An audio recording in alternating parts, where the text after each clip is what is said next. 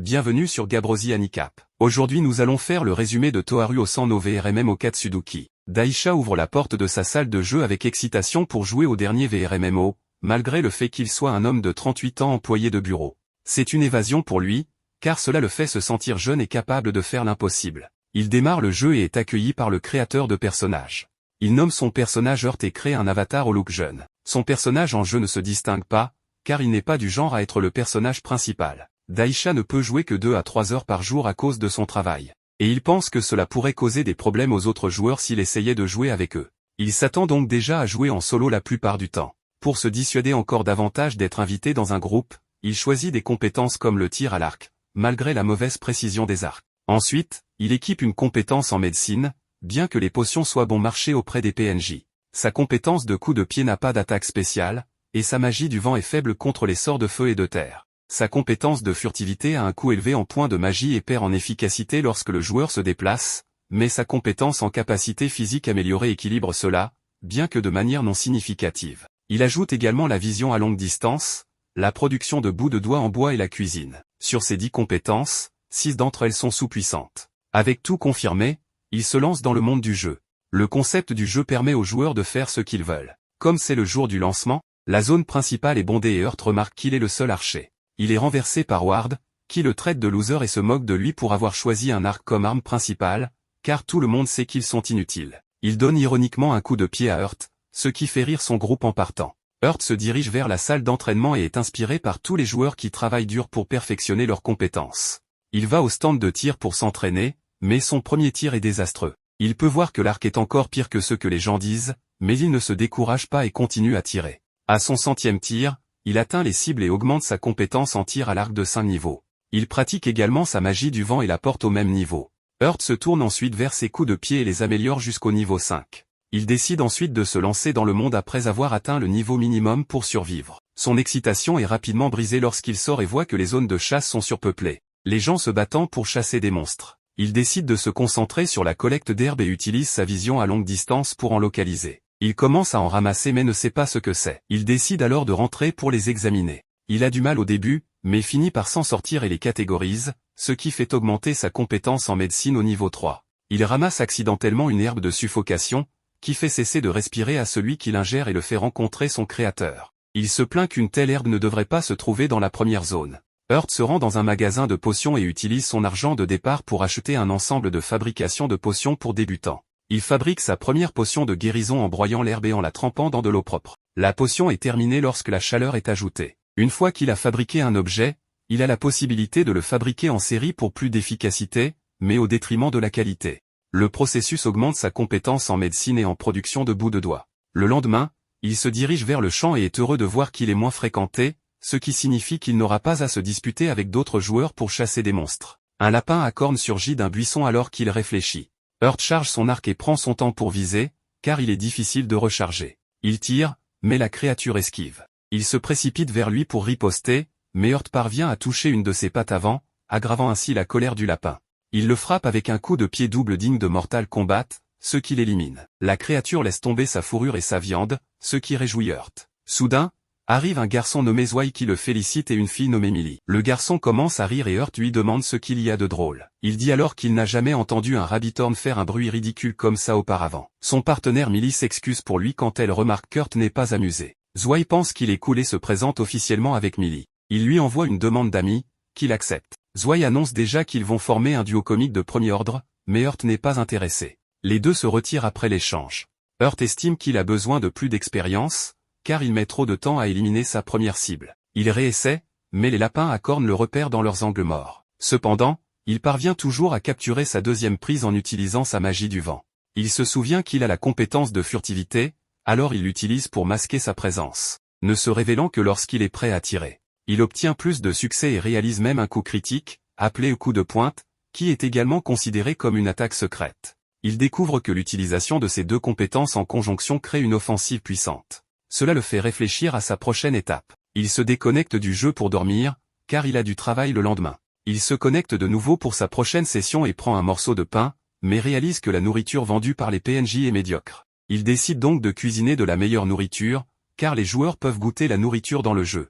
Il se retrouve dans une ruelle après avoir acheté un ensemble d'assaisonnement et de cuisine. Hurt commence par saisir de la viande de lapin à cornes et l'assaisonne simplement avec du sel et du poivre. Cependant, lorsqu'il la mange, elle est trop dure, obtenant une note de 2 du système. Il essaie à nouveau en marinant la viande et en ajoutant des herbes pour éliminer le goût de gibier. Elle est beaucoup plus tendre et délicieuse, obtenant une note de 5 du système. Il décide d'ajouter 1 ou 2 touches en la faisant bouillir légèrement avant de la saisir dans une poêle. L'odeur de sa cuisine commence à se répandre dans la rue animée, attirant l'attention des autres joueurs qui n'ont jamais rien senti de tel dans ce monde. Pendant ce temps, Hurt a perfectionné son plat qui obtient désormais une note de 7 du système. Son attention est détournée lorsque de nombreux joueurs se rassemblent et expriment leur désir de goûter à sa cuisine sans lui donner de quoi. Hurt annonce rapidement que cela coûtera 100 éclats par steak, soit 20 fois le coût du pain vendu par les PNJ. Il est choqué de voir que la foule ne proteste pas, mais crie pour obtenir du steak de lapin.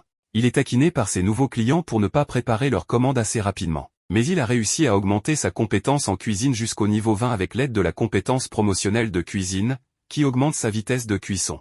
Les clients ont même une pancarte pour marquer la fin de la file d'attente. Après avoir échappé à cet enfer, il se fabrique un nouvel arc, car personne n'en vend en raison de la demande inexistante. Il utilise ses compétences en menuiserie pour fabriquer l'arc le plus simple à partir d'une seule pièce de bois. Il est plus puissant que celui qu'il a reçu, mais il est faible contre n'importe quel monstre décent. Après avoir appris le processus, il décide de fabriquer un arc composite à partir d'un bois flexible, pris en sandwich entre 2 morceaux de bois dur. Cela lui donne de la puissance et de la flexibilité, ce qui se reflète dans une augmentation de 3 fois de la puissance d'attaque par rapport à sa première tentative avec une arme avancée. Il décide ensuite de se procurer une armure, ce qui fait monter ses stats. Il vérifie ses compétences, puis se précipite vers sa machine distributrice pour y mettre en stock ses potions de guérison au goût de raisin peu communes. Il espère que les gens les apprécieront. Il a également ses célèbres steaks et d'autres plats à offrir. Hurt a besoin d'argent après avoir acheté son armure coûteuse, alors avec son nouvel équipement, il part à l'aventure. Il repère des monstres de niveau supérieur et utilise sa compétence de furtivité pour s'approcher d'un loup et le tue d'un tir, puis il donne un coup de pied à l'autre chien. Il active ensuite son aiguille de vent pour vaincre l'araignée et utilise une lame de vent pour éliminer un ver monstre. Il laisse tout tomber un butin complet. Il vérifie ses statistiques et voit que sa compétence en tir à l'arc, ainsi que quelques autres, ont augmenté.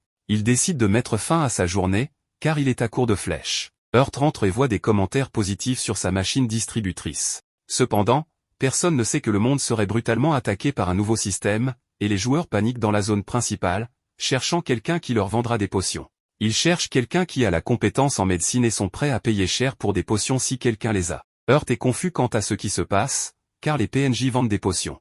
Il appelle Zwei pour obtenir des explications. Zwei révèle que les PNJ ont commencé à dire qu'ils n'ont plus de potions. Le roux souligne que cela va être problématique pour Hurt, car les gens vont mendier des potions à cause de ce qu'ils vendaient. Les joueurs paniqués repèrent Hurt et l'encerclent, voulant des potions. Voyant la détresse des gens, il accepte de les aider. Zwei se met en charge du contrôle de la foule, tandis que Millie s'occupe de l'argent, permettant à Hurt de se concentrer sur la fabrication de potions. La pression est énorme, car presque personne n'a pris la compétence en médecine, pensant qu'elle était inutile. Hurt ne veut pas que les joueurs soient mécontents parce que personne n'a de potions.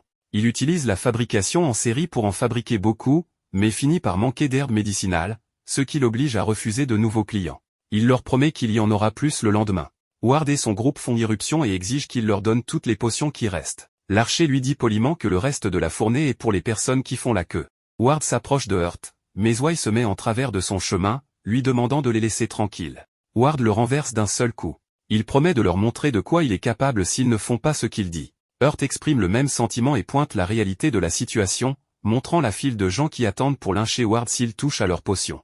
Ward offre de les acheter, mais Hurt explique que si les PNJ cessent également de vendre des armes et des armures, ces services seront fournis par les joueurs. Ainsi, s'il énerve tout le monde, personne ne lui vendra rien. Ward est offensé d'être sermonné, alors il lance un défi à Hurt, qui accepte malgré les protestations de Zwei. Ils sont transportés dans l'arène, et Hurt voit que Ward est trop confiant. Il prévoit d'utiliser cela à son avantage pour viser ses points faibles. Hurt esquive son attaque et contre avec un coup de pied qui fait tomber son casque, le laissant largement ouvert pour 2 flèches dans la tête, mettant fin au combat. Tout le monde est choqué par ses compétences. Il jette un regard sévère aux hommes de Ward, qui quittent rapidement les lieux avec leur leader inconscient. Zwei et Millie sont impressionnés. Hurt s'excuse auprès de ses clients pour les ennuis et promet d'en avoir plus le lendemain. Il se déconnecte pour se reposer, mais reçoit une invitation à une fête de Zwei. Plusieurs jours se sont écoulés depuis l'incident impliquant la disparition de potions. Hurt est devenu une figure centrale dans le jeu, et nous observons quelques changements dans le monde du jeu. La perception de la compétence en médecine a changé et n'est plus considérée comme inutile. Les joueurs comprennent maintenant que les PNJ peuvent être à court d'inventaire,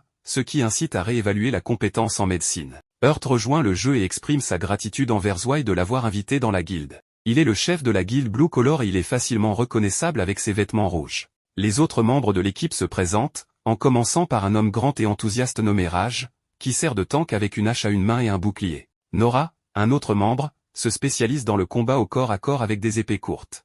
Le dernier membre est Casamine, un habile escrimeur utilisant une épée bâtarde. Heart commence à se présenter, mais il est interrompu alors que le groupe reconnaît sa réputation pour avoir vaincu un tyran. Heart, cependant, ne veut pas se démarquer pour cet incident en particulier, considérant le tyran comme peu compétent. Il souligne le déséquilibre de l'équipe avec 4 combattants au corps à corps, un mage et un archer. Néanmoins, il découvre que Millie peut utiliser plusieurs éléments, et Nora possède une magie de guérison. Zwei, avec ses cheveux rouges frappants, mentionne leur première cible, un redoutable ours sauvage. Le groupe, débordant d'excitation et de confiance, se prépare au défi, bien qu'Heart reste incertain. Zwei, aux cheveux rouges comme le soleil, les rassure, attribuant leur confiance à Heart en tant que leur ancre. Heart essaie d'expliquer qu'il n'a même pas encore vu un ours sauvage, mais il sait qu'ils sont rapides, intelligents et redoutables. Malgré les préoccupations d'Heart, Zwei semble impassible, se concentrant sur la perspective d'un délicieux repas après la tâche. Tout le monde part avec enthousiasme, bien qu'Heart ne soit pas particulièrement ravi. Peu de temps après, il repère quelques ours sauvages, choisissant une cible qu'ils peuvent affronter collectivement. Le groupe reconnaît l'utilité de la compétence de vision à longue distance d'Heart, réalisant sa valeur. Millie renforce les capacités de Zwei en tant qu'éclaireur désigné, et ils élaborent une stratégie pour attirer l'un des ours. Heart décide d'utiliser sa compétence de furtivité et réussit à toucher un ours avec une flèche, mais il n'est pas préparé à sa réponse enragée. Heureusement, Raj, ressemblant à une forteresse ambulante, intervient pour détourner l'attention de l'ours. Heart explique le concept d'aggro, un paramètre caché déterminant la cible de colère d'un monstre. Raj, en tant que tank avec une grande défense, attire efficacement l'agression de l'ours. Pendant ce temps, Heart se positionne dans les buissons pour attaquer à distance. Millie assure un soutien de guérison à Raj, et Nora se joint au combat. Ils réalisent collectivement que la peau épaisse de l'ours le rend difficile à endommager. Millie utilise un sort de feu pour agiter l'ours, incitant Raj à s'engager davantage. La bataille devient de plus en plus difficile, et Heart comprend la gravité de la situation. Avec un sentiment d'urgence, il décide de faire confiance à ses 38 ans d'expérience de vie et prend un tir risqué sur ce qu'il suppose être le point faible de l'ours entre les yeux. Cependant, la tentative ne produit pas le résultat attendu, laissant tout le monde choqué et en train de contempler leur survie. Malgré le danger, Heart décide d'utiliser sa dernière option, suscitant des inquiétudes de la part des autres, mais il avance. Et il a utilisé un sort de magie du vent qu'il avait maîtrisé au niveau 15, offrant un boost significatif à sa vitesse de déplacement pendant 10 secondes. Il saisit cette opportunité pour enfoncer sa flèche plus profondément dans le crâne de la bête. Suite à cela, Emily déchaîne un puissant sort de feu, finissant enfin la créature. Le groupe réalise bientôt que la bataille a été beaucoup plus difficile que prévu. Après le combat, Heart prépare un repas pour l'équipe, et tout le monde s'émerveille de son goût exceptionnel. Il commence à se demander son coût, mais Heart clarifie que le problème n'est pas la dépense, mais plutôt l'incapacité d'acheter de la nourriture. Cela découle d'une règle tacite parmi les artisans, interdisant l'échange de recettes. Les artisans investissent du temps et de l'argent substantiel dans la création de recettes, et les partager pourrait donner lieu à des qualités variables du produit final. Les recettes étaient un témoignage du travail acharné et de la créativité de leurs créateurs, elles pouvaient être copiées, mais la qualité ne pouvait pas l'être. Zwei, vêtu de sa tenue rouge caractéristique, suggère en plaisantant qu'Heart devrait toujours cuisiner pour eux à un faible coût, une proposition accueillie favorablement par le groupe. Cependant, Heart est réticent, mais ses objections ne sont pas entendues. Le groupe demande tous une invitation d'amis à Heart, marquant le succès de sa première aventure en groupe. Cependant, dans la scène suivante, il est révélé que quelque chose a mal tourné. Un aperçu du futur proche montre Heart faisant face courageusement à un monstre en solo et gagnant la confiance nécessaire pour s'aventurer dans la forêt de la 5e zone. Malheureusement, il finit par attaquer la mauvaise fourmi, attirant davantage de ses congénères. Heart persiste, mais la fourmi peut envoyer des décharges, le laissant immobilisé et réalisant sa fin imminente. En conséquence de sa mort, Heart subit une pénalité, étant téléporté en arrière en ville. Il reconnaît son arrogance comme la cause et fait le vœu de s'améliorer à l'avenir. À ce moment-là, un message est envoyé à tous les joueurs concernant une prochaine mise à jour majeure appelée la Fairy Ball, introduisant de nouvelles fonctionnalités en plus de celles déjà existantes. Des capacités et des objets supplémentaires seront introduits dans le jeu, notamment des objets pour les artisans et le soutien des fées lors de leurs aventures. Heart se rend rapidement compte que les autres joueurs monteront également en niveau, et il doit éviter les pénalités de la mort. Par la suite, nous observons les progrès d'Heurt alors qu'il surmonte les pénalités et acquiert la compétence de forgeron. En tant qu'aventurier persévérant, il s'efforce de fabriquer une pointe de flèche capable de pénétrer les rochers et les peaux épaisses. Il attache ensuite la pointe de flèche en fer à une flèche en bois, obtenant ainsi une flèche en fer de 6 points d'attaque. De plus, Heurt conçoit une pointe de flèche en forme de masse pour percuter, en prévision de rencontre avec des ennemis capables de réfléchir les dégâts. De plus, il reconnaît les limitations de l'utilisation des coups de pied en combat, ce qui le pousse à créer des chaussures meurtrières élégantes et efficaces pour résoudre ce problème. Ces chaussures meurtrières prototypes affichent un impressionnant 12 points d'attaque, et il prévoit de les affiner par le biais de tests et d'améliorations ultérieures. Peu de temps après, quelques individus commandent de manière moqueuse les chaussures uniques d'Heurt, se demandant s'il s'agit de bottes ou d'armes. Heurt affirme fièrement qu'elles servent à la fois, stupéfiant les critiques. Il se rend au marché, achète quelques cordes d'arc et la vendeuse est surprise par l'apparence des chaussures d'Heurt. Et elle lui dit que les chaussures sont dégueu. En ce qui concerne son arc, Heurt explique qu'il a atteint un niveau d'archerie de 30 et envisage maintenant une spécialisation. Il considère 3 options, l'arc court, l'arc long et l'arc de chasse. Les arcs courts sont conviviaux, mais ont une portée limitée, ce qui ne convient pas à Heurt en tant que combattant non mêlé. Les arcs longs offrent une portée et une puissance supérieures, mais ont un taux de tir lent, ce qui les rend impraticables pour les joueurs solitaires. Par conséquent, il opte pour l'arc de chasse, car il correspond à la portée et à la puissance de son équipement actuel, un choix stratégique en accord avec sa progression de compétences.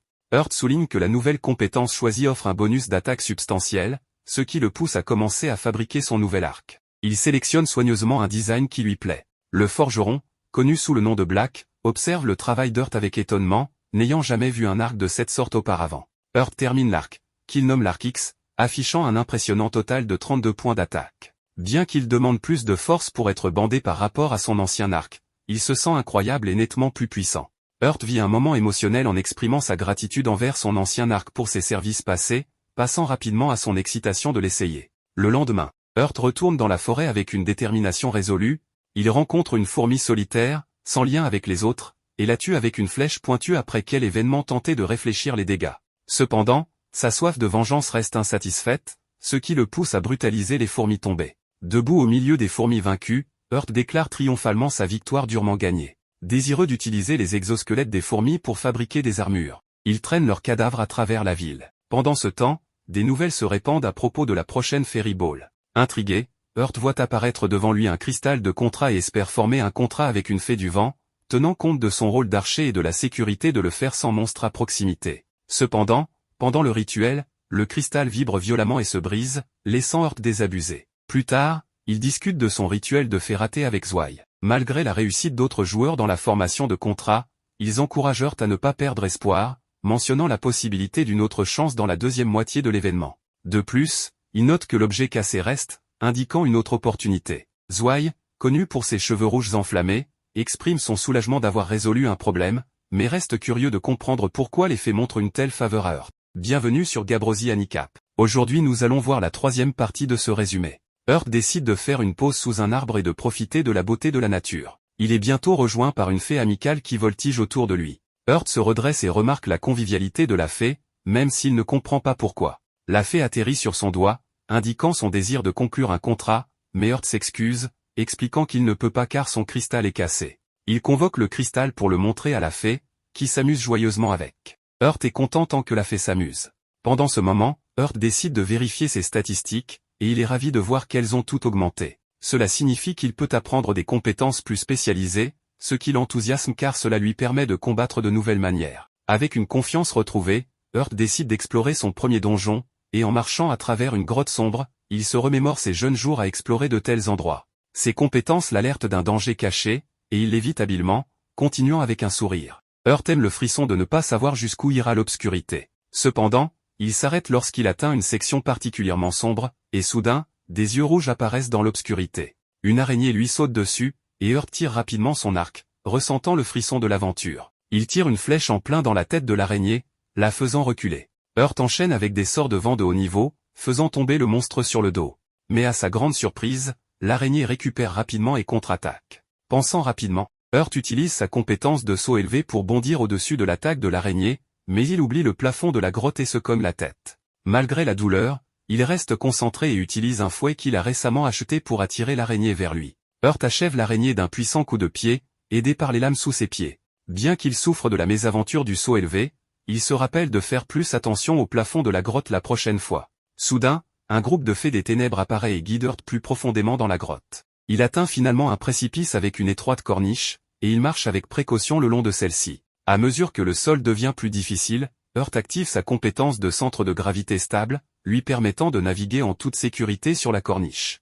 Il saute ensuite sur une plateforme, où les fées se rassemblent autour d'un rocher, lui laissant entendre qu'il devrait enquêter. Curieux, Urt déplace le rocher et découvre une porte secrète. Il l'ouvre et trouve une boîte, qu'il prend avec enthousiasme. Urt commente à quel point des moments comme celui-ci rendent l'aventure géniale. Il ouvre la boîte et à l'intérieur, il trouve une bague. Urt spécule que la bague doit être placée sur quelque chose de spécifique et la met dans sa boîte à objets. Il prévoit de la garder comme souvenir de sa première conquête de donjon et remercie les fées pour leur aide à trouver un butin cool. Alors qu'il est toujours excité par sa découverte, Urt reçoit un message des créateurs de jeu. Ils informent les joueurs qu'ils s'apprêtent à annoncer la deuxième partie du bal des fées, appelé le tournoi de bataille de fées. La scène change alors qu'Urt se précipite en ville. Il rejoint d'autres joueurs sur la place principale, où ils reçoivent des nouvelles importantes. On leur annonce que leurs fées vont évoluer, mais que cela se fera à travers des combats PVP. En participant ou en remportant un certain nombre de combats PVP, leurs fées peuvent évoluer et prendre de nouvelles formes. Cependant, ce n'est pas aussi simple que de se battre contre n'importe qui à plusieurs reprises. Se battre plusieurs fois contre le même adversaire ne comptera pas pour l'évolution. Les joueurs doivent défier de nouveaux adversaires pour progresser. Les 16 meilleurs joueurs de ce mode spécial en versus seront invités à un tournoi avec des prix incroyables à la clé. Les joueurs qui gagnent peuvent également obtenir des titres spéciaux qui les distinguent du reste. Pour ceux qui n'ont pas pu conclure de contrat avec les fées initialement, il y a de bonnes nouvelles. Ils ont une autre chance. Ils peuvent réparer leurs cristaux de contrat via le PVP, et ces cristaux réparés ont un taux de réussite plus élevé et sont plus susceptibles d'obtenir des fées rares. Les créateurs de jeux ont également débloqué une fonctionnalité permettant aux fées d'avoir leur propre identité, ce qui leur permet d'agir différemment du comportement défini. Cette nouvelle annonce enthousiasme les joueurs, mais Urt se demande comment cela va fonctionner. En particulier pour ceux qui ne sont pas habiles en PVP. Il espère que les joueurs ne cibleront pas les artisans qui ne sont peut-être pas aussi doués en combat.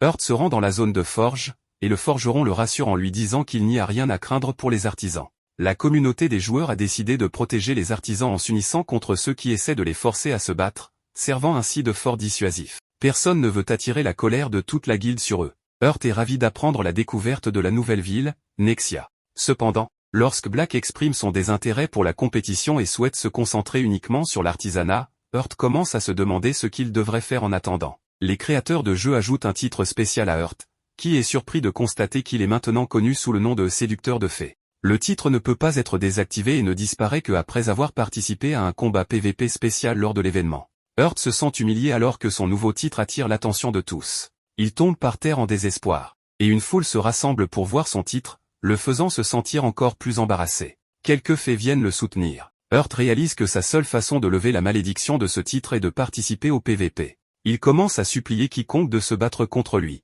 Rona se propose pour accepter sa demande de combat. Rona connaît Urt et l'appelle même par son nom. Urt lui demande comment elle le connaît. Elle dit qu'elle est membre de la guilde Blue Collar. Urt réalise que la guilde Blue Collar est la guilde de Zwei. Elle révèle qu'elle utilise les arts martiaux et est excitée à l'idée de l'affronter. Urt remercie Rona d'avoir accepté le défi. Cependant, il est choqué lorsqu'il voit une créature familière voler vers lui et atterrir sur son épaule. Cette créature le regarde avec des yeux pétillants. Rona dit qu'il est généralement timide. Soudain, l'oiseau annule la demande de combat, refusant de se battre contre Urt. Cet événement inattendu suscite l'excitation de tous quant à ce que ce titre spécial, Fairy Player, pourrait apporter. Urt supplie quiconque de s'engager dans un PVP avec lui, mais il semble que personne ne soit prêt à accepter. Il tombe par terre, se sentant découragé. Quelques jours plus tard, Urt est occupé à cuisiner de la nourriture lorsque Rona le contacte. Elle cherche des conseils car sa créature familière ne mange pas et elle veut savoir comment préparer de la nourriture qu'elle appréciera. Urt réalise rapidement que de nombreux joueurs sont confrontés à ce problème. Il explique qu'il a préparé de la nourriture pour un joueur qui avait un problème similaire avec sa créature familière qui ne mangeait pas de pain. La nourriture, appelée écariage, s'est révélée être un succès, et le bouche-à-oreille a conduit à une longue file de joueurs voulant la commander. Urt, cependant, a dû limiter les commandes à des packs de 3 en raison de la demande écrasante. Rona décide d'aider Urt, ce qui fait une différence significative dans la gestion de l'afflux de commandes. De plus, d'autres cuisiniers ont commencé à préparer de la nourriture pour les fées, ce qui a allégé une partie de la pression sur Urt. Après leur quart de travail, Rona propose qu'ils visitent la nouvelle ville. Ils utilisent un portail de téléportation pour s'y rendre et se dirigent directement vers la zone PVP. Rona remarque quelque chose d'inhabituel à propos d'une créature familière de loup qui combat actuellement, et Heart est d'accord pour dire qu'il y a quelque chose d'étrange. Le combat PVP commence, et le joueur avec la créature familière d'oiseau collabore bien avec sa créature. Cependant, l'autre joueur demande l'assistance de sa créature familière à un moment critique, mais le loup ignore la commande. Cette décision conduit à leur défaite dans le combat. Rona est curieuse de ce qui vient de se passer car elle ne pensait pas qu'une créature familière pouvait ignorer les commandes de son propriétaire. Heart explique alors que le gars qu'ils ont observé est un utilisateur de fées esclaves. Ce terme est utilisé pour décrire les joueurs qui maltraitent leurs fées, soit en les frappant, soit en ne les traitant pas gentiment. Ce traitement brutal peut amener les fées à ne plus suivre les commandes de leur propriétaire. Dans le combat, le perdant se frustre et s'apprête à frapper sa fée. Et Heart anticipe que quelque chose de mal va se produire. Heart se souvient d'une vidéo qu'il a déjà regardée d'une situation similaire où un utilisateur de fée esclave a dû se battre contre sa propre fée contractée en guise de sanction. La fée contractée a reçu un renforcement de puissance et a facilement battu le joueur. Le cristal de contrat du perdant lui a été enlevé pour avoir perdu le combat, et toutes ces données liées aux fées ont été réinitialisées. Le perdant semble faire une pause car il sait également comment fonctionne ce système et ce qui l'attend. Rona exprime sa surprise, mentionnant qu'elle ne savait pas qu'un tel système existait dans le jeu. Heart explique que c'est un système similaire à celui utilisé dans d'anciens jeux en ligne. Il spécule que les développeurs du jeu voulaient rendre hommage à ces types de mécaniques. Heart décide de se déconnecter du jeu pour se reposer. Le lendemain, après une longue journée à vendre de la nourriture dans le jeu, Heart est visité par le perdant. L'homme veut parler à Heart de son titre spécial. Il exprime son désir de se réconcilier avec sa fée car il a regardé une vidéo où la fée de quelqu'un l'attaquait. Il ne veut pas rencontrer le même sort. Tout en jouant avec la créature familière, il veut comprendre pourquoi son propriétaire lui était si méchant au départ. Le perdant explique qu'il ne savait pas comment prendre soin de sa fée, alors il a cherché en ligne et a vu des gens traitant leurs fées comme des animaux de cirque. Il admet qu'il a suivi leur exemple et, lorsque sa fée a développé une personnalité et a arrêté de l'écouter, il a eu recours à la violence pour la faire obéir. Cependant, il a maintenant réalisé qu'il faisait quelque chose de mal et veut apprendre une meilleure manière. Il offre même de payer pour l'information et les conseils. Heart refuse l'offre et conseille à l'homme de ne pas chercher de solution facile à ses problèmes. Il dit à l'homme qu'il devrait traiter sa fée comme un ami, passer du temps ensemble, se battre, prendre des pauses, dire au revoir lorsqu'il se déconnecte, ou même partager un repas. Le perdant est touché par ce conseil et demande à Heart de lui préparer une portion de cariage, mais Heart s'agace car il ne savait pas qu'il avait acquis le surnom de célèbre chef de joueur de fées. Néanmoins, il prépare une portion pour l'homme, qui la donne à sa fée, dissipant la négativité qui l'entoure. Le perdant remercie Heart les larmes aux yeux, et ils se lancent sur un nouveau chemin, prêts à vivre leur vie différemment. Le moment d'Heart est interrompu par un vieil homme nommé Silver, qui admire ce qu'il vient de voir. Silver se présente et demande une conversation privée, à l'écart de la foule. Heart trouve un endroit calme à l'abri des regards pour discuter avec Silver. Silver est connu pour avoir l'un des meilleurs équipements dans le jeu et est considéré comme l'un des meilleurs joueurs. Heart est assis et commence à admirer son armure. Silver demande à Heart au sujet de quelqu'un nommé Glad, mais Heart admet qu'il n'a jamais entendu parler de cette personne auparavant. Silver explique alors qu'il y a une rumeur selon laquelle Glad cible les joueurs avec le titre de séducteur de fées et qu'il pourrait s'en prendre à Heart bientôt. Curieux, Heart demande des informations sur l'histoire de Glad et ce qu'il fait. Silver révèle que Glad faisait autrefois partie de leur groupe, mais avait des problèmes de comportement malgré ses compétences et son intelligence élevée. Glad est devenu arrogant et condescendant envers les autres, ce qui a poussé Silver à le chasser du groupe. Cette révélation fait réaliser à Heart qu'il pourrait y avoir un problème sérieux.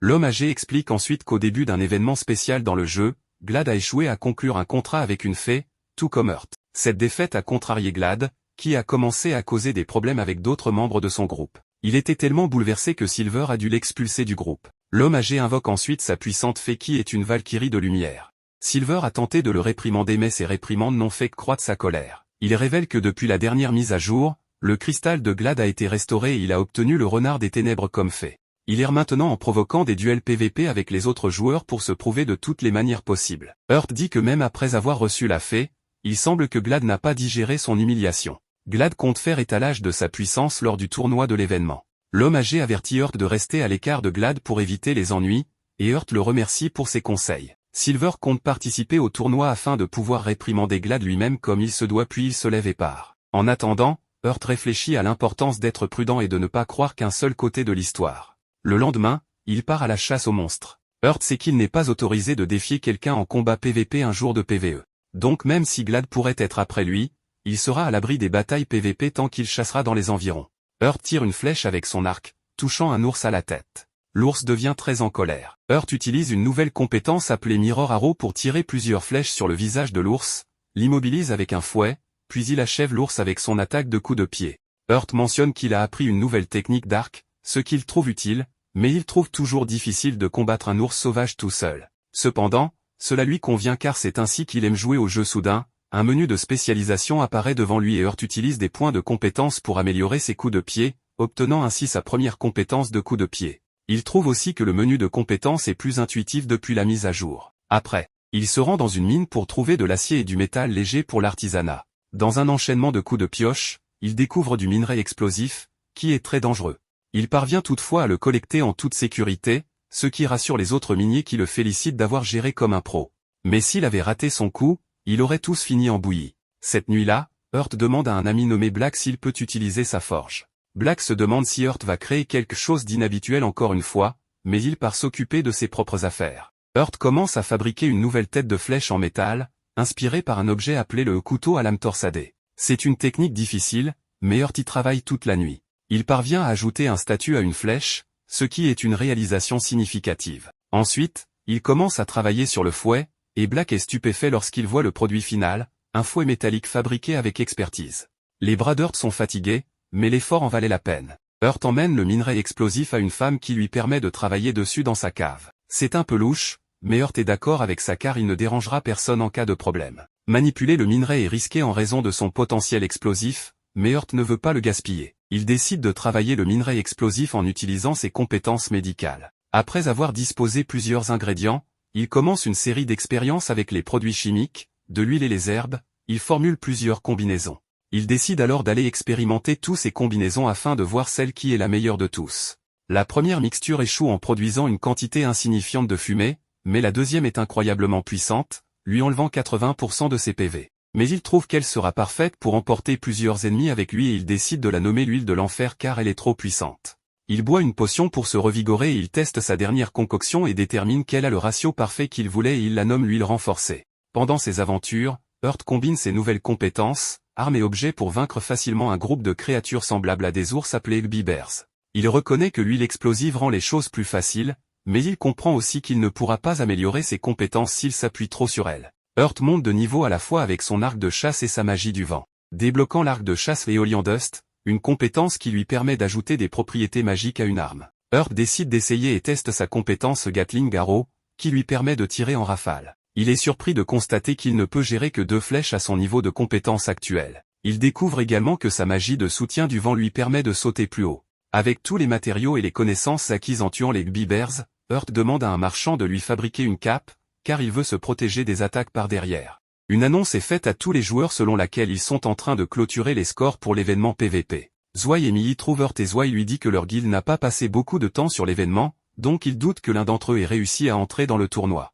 Hurt comprend car il n'y a que 16 places disponibles. C'est alors révélé qui sera invité au tournoi, et Silver et Glad sont tous deux sur la liste. Il est clair que ces deux ont des taux de victoire et de combat beaucoup plus élevés que les autres. Hurt s'inquiète de ce qui se passe entre eux, mais il ne peut résister à l'envie de les regarder se battre. Bientôt, le tournoi commence, et il semble que tous les joueurs pourraient être là pour regarder. Hurt utilise sa vision à longue distance pour vérifier les autres participants. Il découvre en fait d'autres joueurs qui ont également le titre de séducteur de fées. Cela le rassure car ils doivent traverser la même situation. Les combats commencent, et Zwei remarque que tous les combattants sont de très haut niveau. De plus, leurs faits ont beaucoup évolué. Étant réaliste, Hurt sait que s'il entrait dans le tournoi, il aurait peu de chances de gagner 10% de ses matchs.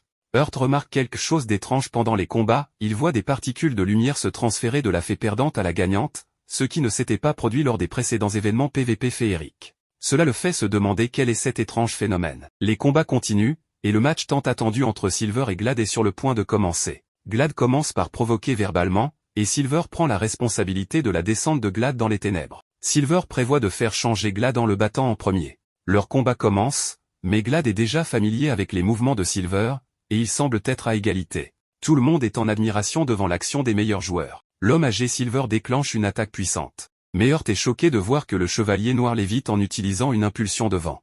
Il s'avère que c'était un piège pour Silver, car il ne peut pas esquiver en plein air. Glad profite de l'occasion pour le frapper. Alors que la fée de Glad lance une attaque sur Silver, la fée de celui-ci prend le coup pour lui, et Glad est déclaré vainqueur. Il est évident que les deux étaient également forts, mais Hurt fait remarquer que l'obsession de Glad pour la victoire a fait la différence. Glad est heureux que sa fée Fox ait évolué et espère qu'elle lui sera enfin utile. Cependant, elle peut désormais parler et refuse d'être en présence de Glad une seconde de plus. Confus, Glad insiste pour obtenir une explication.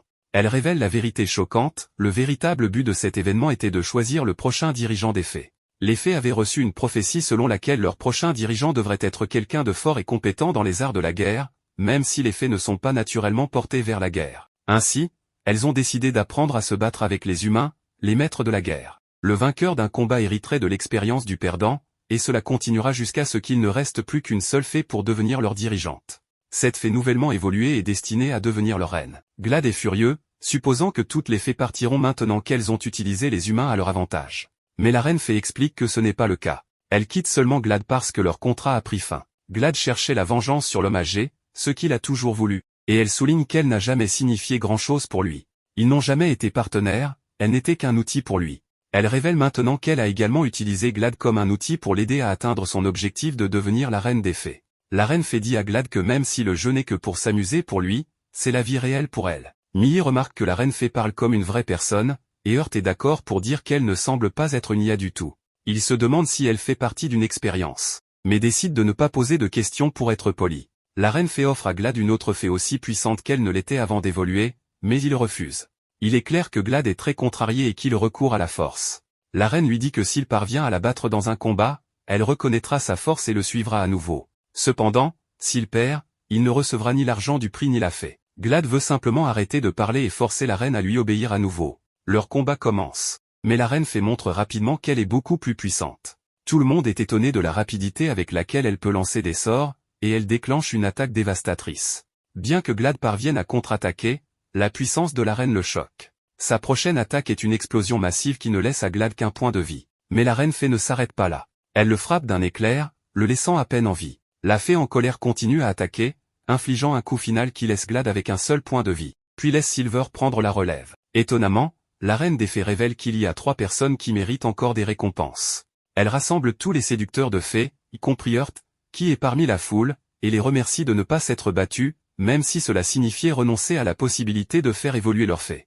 Faire évoluer leur Fée était censé être une récompense pour la bataille, mais elle voulait remercier certains d'entre eux pour ne pas s'être battus. Elle élève donc le rang de leur Fée. Cependant, elle a quelque chose de différent en tête pour Heart, et, de manière choquante, elle lui dit qu'il va se battre contre elle. Après avoir proposé à Heart un combat, ce dernier est confus, mais la reine des Fées répète qu'elle veut se battre contre lui. La Fée explique qu'elle ne peut pas continuer à distribuer des récompenses gratuitement, car il n'a pas participé au tournoi. Heart est d'accord avec elle, pensant que ce serait injuste pour les finalistes. C'est pourquoi elle souhaite être équitable en se battant contre Heart, en ignorant les autres séducteurs des Fées. Elle mentionne qu'en récompense, Heart recevra une partie de ses pouvoirs, et il n'a même pas besoin de gagner le combat. Cependant, s'il gagne, ses récompenses seront meilleures. Heart accepte, mais soudainement, son titre de séducteur de Fée disparaît.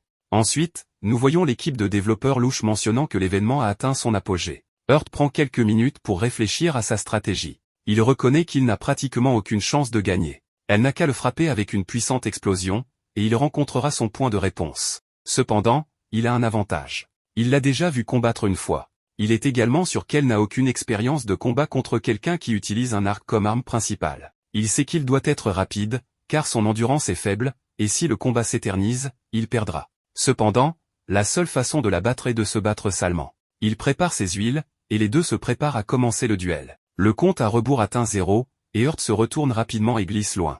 La Fée est confuse. Mais elle réalise rapidement qu'il a gagné de la distance parce qu'il est un archer. Heart décide de tirer sa première flèche à 70% de puissance, mais elle utilise la magie du vent pour la bloquer. Malgré sa confusion initiale, il réalise rapidement que la flèche peut gérer la magie s'il utilise sa pleine puissance.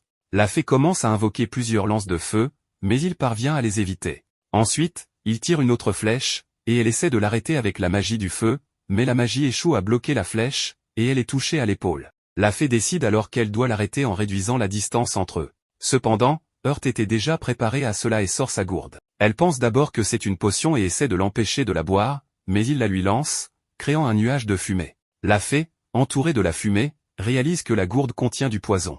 Heart lance ensuite quelques flacons d'huile améliorée sur elle, créant plusieurs explosions.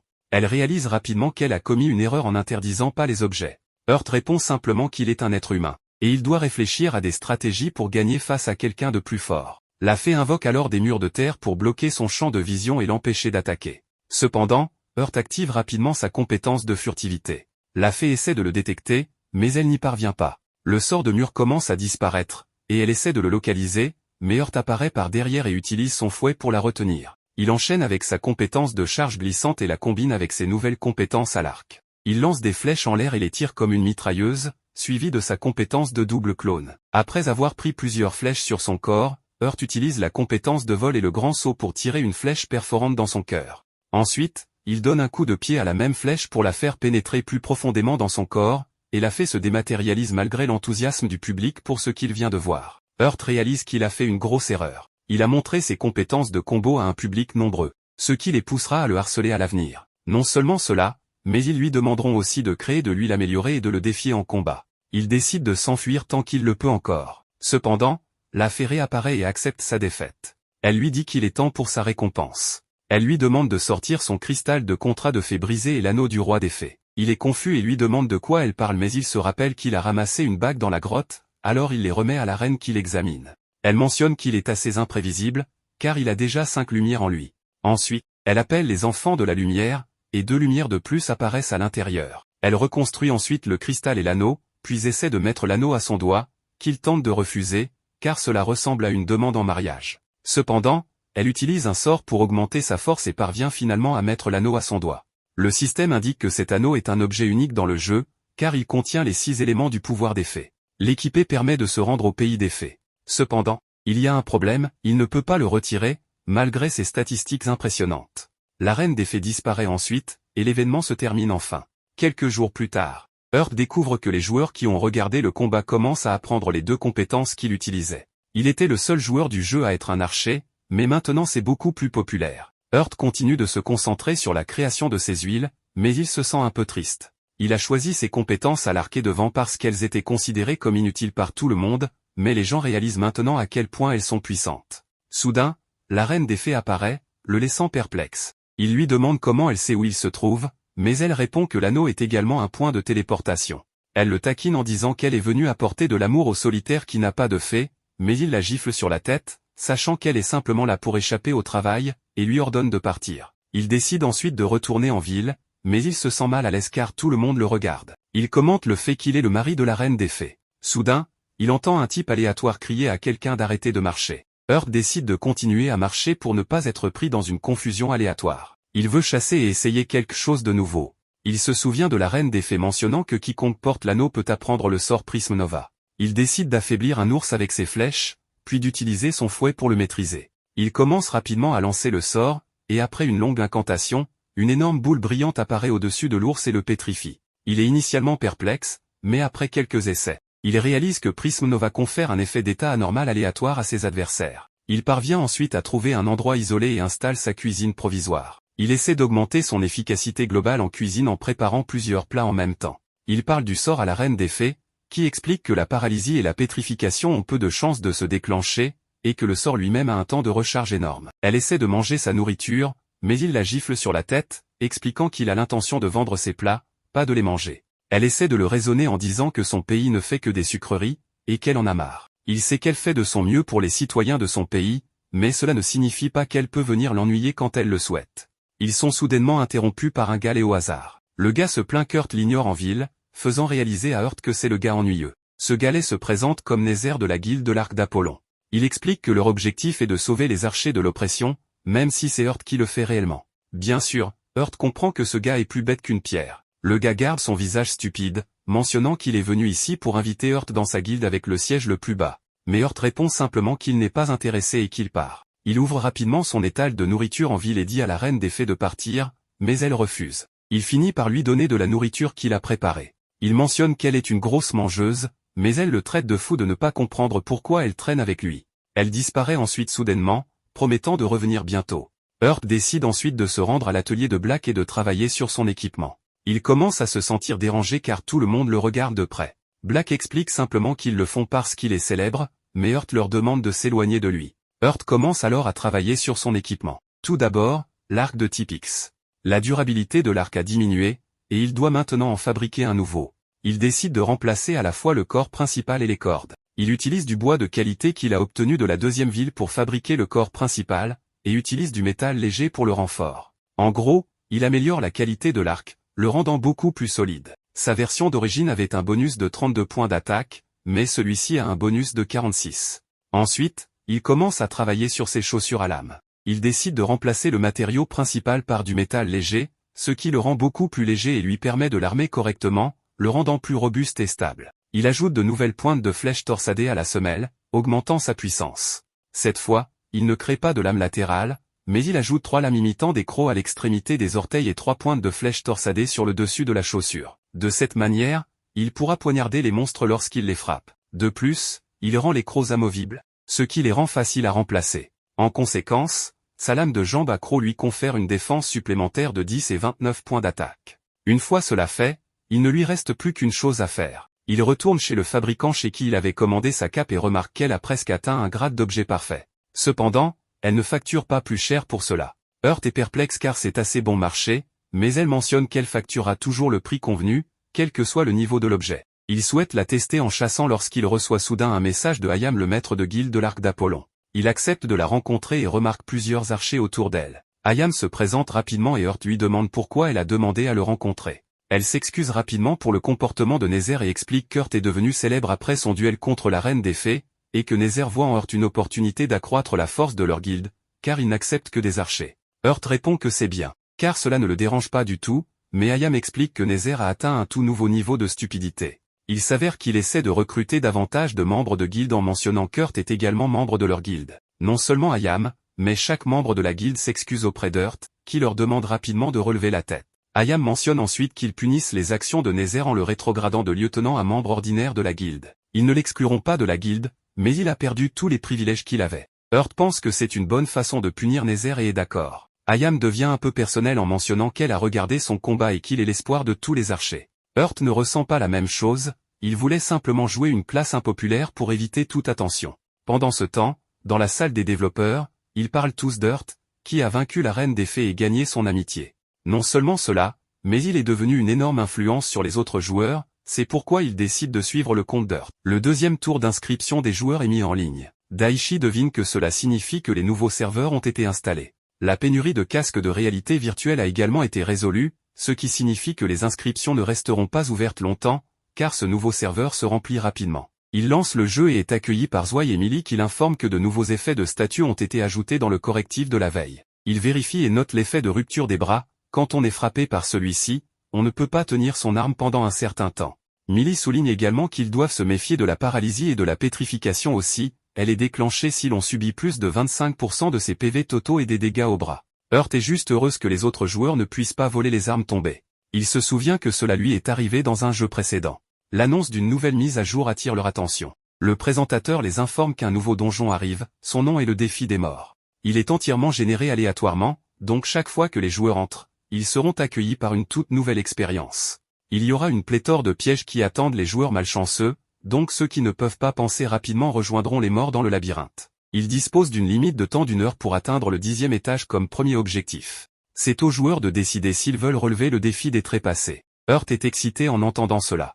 Avant la fin de l'annonce, il diffuse une bande-annonce pour le deuxième tour d'inscription des joueurs. Zwei et le groupe qui se battent contre l'ours sont présentés ainsi que l'épique bataille de Heart contre la reine des fées. Il n'est pas à l'aise d'avoir un si gros projecteur braqué sur lui, craignant que les nouveaux joueurs ne pensent que les arcs sont beaucoup plus puissants qu'ils ne le sont vraiment. Il sait qu'ils le regretteront plus tard. Une fois l'annonce terminée, Heart se prépare pour le nouveau donjon en équipant un bouclier. Il bloque la charge d'un loup tout en expliquant intérieurement qu'il doutait de pouvoir aller plus loin dans le jeu avec l'esquive comme seule défense. Cela aurait été pire dans les zones exiguës du labyrinthe. Il essaie son nouveau style de combat sur une fourmi de roche en déviant ses attaques et en ripostant d'un tir. Il a spécialisé sa technique de bouclier dans la petite variante qui facilite l'utilisation de son arc. Cela a grandement simplifié la collecte de matériaux. Il se dirige vers la forge de Black pour fabriquer de nouveaux équipements. Le propriétaire de l'installation se demande ce qu'il fabrique cette fois. Heart révèle qu'il fabrique un nouvel arc à poulie avec des plans qu'il a apportés du monde réel. Le forgeron remarque que l'arc à poulie a une attaque élevée malgré le faible score de qualité. Il pense que les autres archers l'adoreraient. Heart a un sentiment différent puisqu'il nécessite des flèches spéciales qui coûtent cher. Il l'a fabriqué pour comprendre le fonctionnement de la mécanique et n'a pas l'intention de l'utiliser. Black devine qu'il a l'intention d'utiliser ces mécanismes pour fabriquer quelque chose de mieux. Heart confirme cela, mais admet que cela n'existe pas dans le monde réel donc il va devoir l'imaginer lui-même. Après quelques jours de travail, Il termine enfin le bouclier secret en métal léger. Il offre une bonne défense mais a aussi une fonction cachée. Il a utilisé des matériaux de l'exosquelette de la fourmi rocheuse sur les côtés du bouclier pour le renforcer, bien que ce soit principalement pour protéger les pièces de l'arc à poulie qu'il a placé à l'intérieur du dos. Une fois activé, le bouclier se transforme en un arc secret doté d'une grande puissance d'attaque et de précision. Il spécule que le bonus de précision est dû au petit viseur latéral qu'il a ajouté. L'arc fonctionne étrangement mais il n'était destiné qu'à son utilisation donc il est satisfait. Il s'entraîne à tirer et c'est puissant. Même s'il est frappé par l'effet de rupture des bras, il peut toujours attaquer à longue portée. Le jour de la mise à jour du donjon arrive et Heart se rend dans la zone pour rencontrer de nombreux joueurs prêts à tenter leur chance. Tous les marchands, paradant faisant la publicité de leurs potions et produits pour préparer les autres au raid. Heart est abordé par un groupe de joueurs inspirés des Power Rangers. Ils veulent qu'il les rejoigne pour la première incursion car le Ranger noir est hors service en raison d'un mal d'estomac.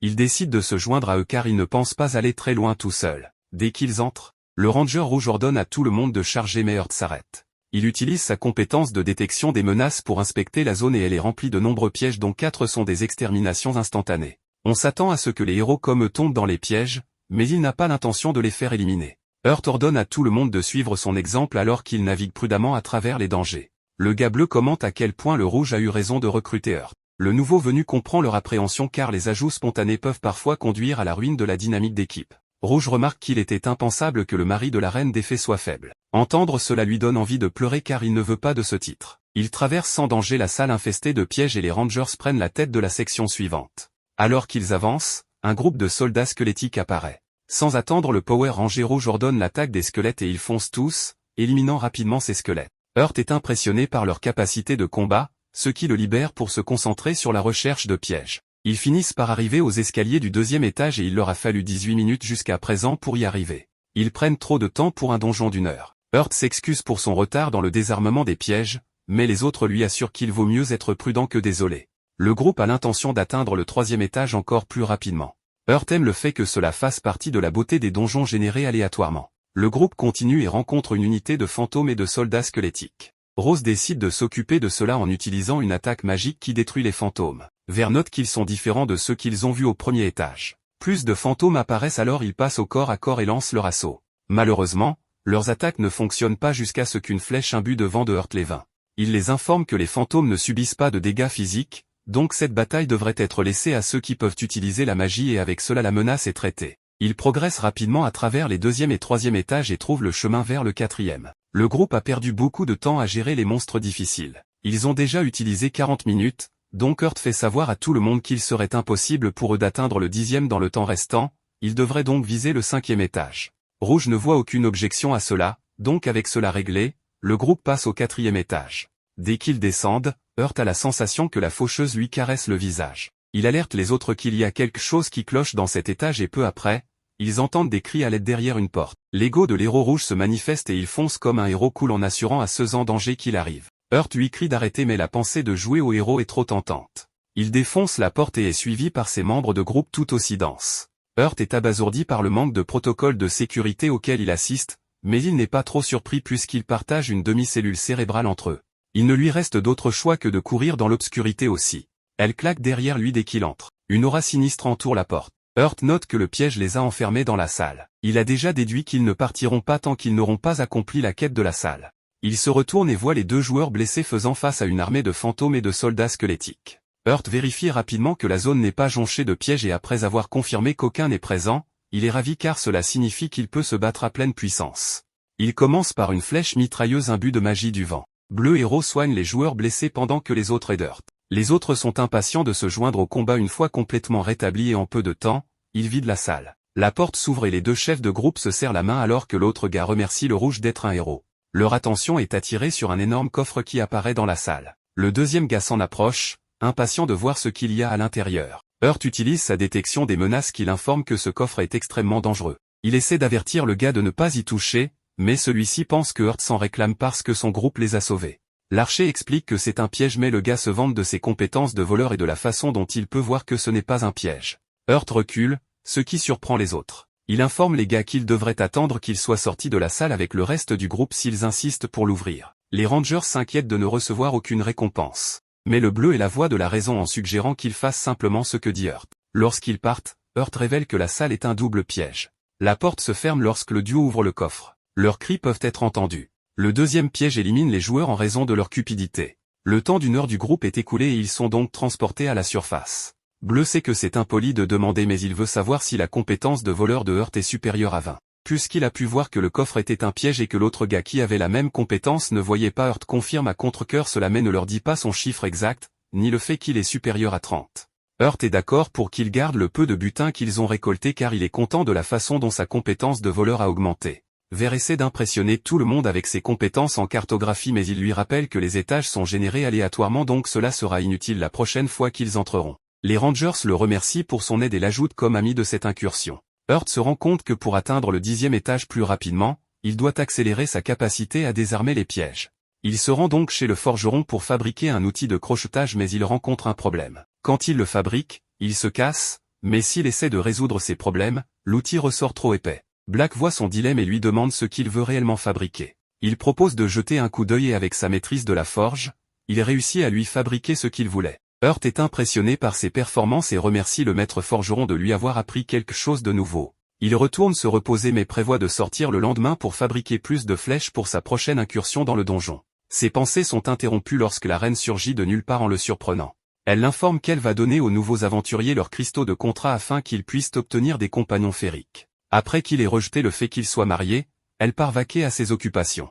Le jour suivant, Heart part couper des arbres pour fabriquer des flèches, ce qu'il termine rapidement. Elle est rejointe plus tard par la reine qui a l'air épuisée. Elle se plaint du comportement de certains des nouveaux joueurs qui ont tenté de la courtiser. Elle les a même battus mais ils semblent apprécier, ce qui ne l'a que plus troublée. Elle exige que Heart signe un certificat de mariage pour officialiser les choses. Il lui change les idées de cette mauvaise expérience en lui préparant des brioches à la viande cuite à la vapeur qu'il a débloquées parce que sa technique de cuisine a atteint 50. Elle les apprécie et se prélasse même sur ses genoux, ce qui l'autorise pour cette fois. Le lendemain, Heart est projeté contre le mur et assommé alors qu'il explore le donjon. Un monstre squelette apparaît alors soudainement devant lui. Il explique alors comment il s'est retrouvé dans cette situation. Ces derniers jours, Heart a fabriqué des outils et a continué à explorer le nouveau donjon. Son objectif était d'améliorer ses compétences en désarmement et crochetage de serrures. Cependant, il commettait encore beaucoup d'erreurs et se faisait tuer par les pièges. Pourtant, il a facilement atteint le niveau 50 dans sa compétence de voleur, son choix devient plus difficile à présent, car il devait améliorer cette compétence soit en voleur supérieur soit en voleur bienveillant. Le voleur supérieur est une version améliorée de ses compétences actuelles et n'augmente que son taux de réussite. Le voleur bienveillant, cependant, lui permet de voler les objets des monstres. Non seulement cela, mais il peut aussi ajouter des dégâts bonus aux attaques surprises. Mais cela coûte beaucoup plus d'expérience pour évoluer. Il décide de choisir le bienveillant et reçoit un appel du Ranger rouge. Il est invité à rejoindre le groupe pour un run de donjon où il rencontre le Ranger noir. Il s'avère que les deux sont des novices en matière de désarmement de pièges. Tous deux semblent assez enthousiastes à propos du nouveau type de piège, rendant tous les Rangers confus. Après ce run, Heart retourne à sa pratique solo de désarmement de pièges. Il a rapidement réussi à augmenter son taux de réussite grâce à l'expérience et à essayer les compétences de voleur bienveillant. Basiquement, il volait simplement le même squelette à répétition. Grâce à cela, il a rapidement appris comment les monstres du donjon fonctionnaient. En bref, les monstres sont attirés par la lumière, alors il a commencé à explorer dans l'obscurité totale.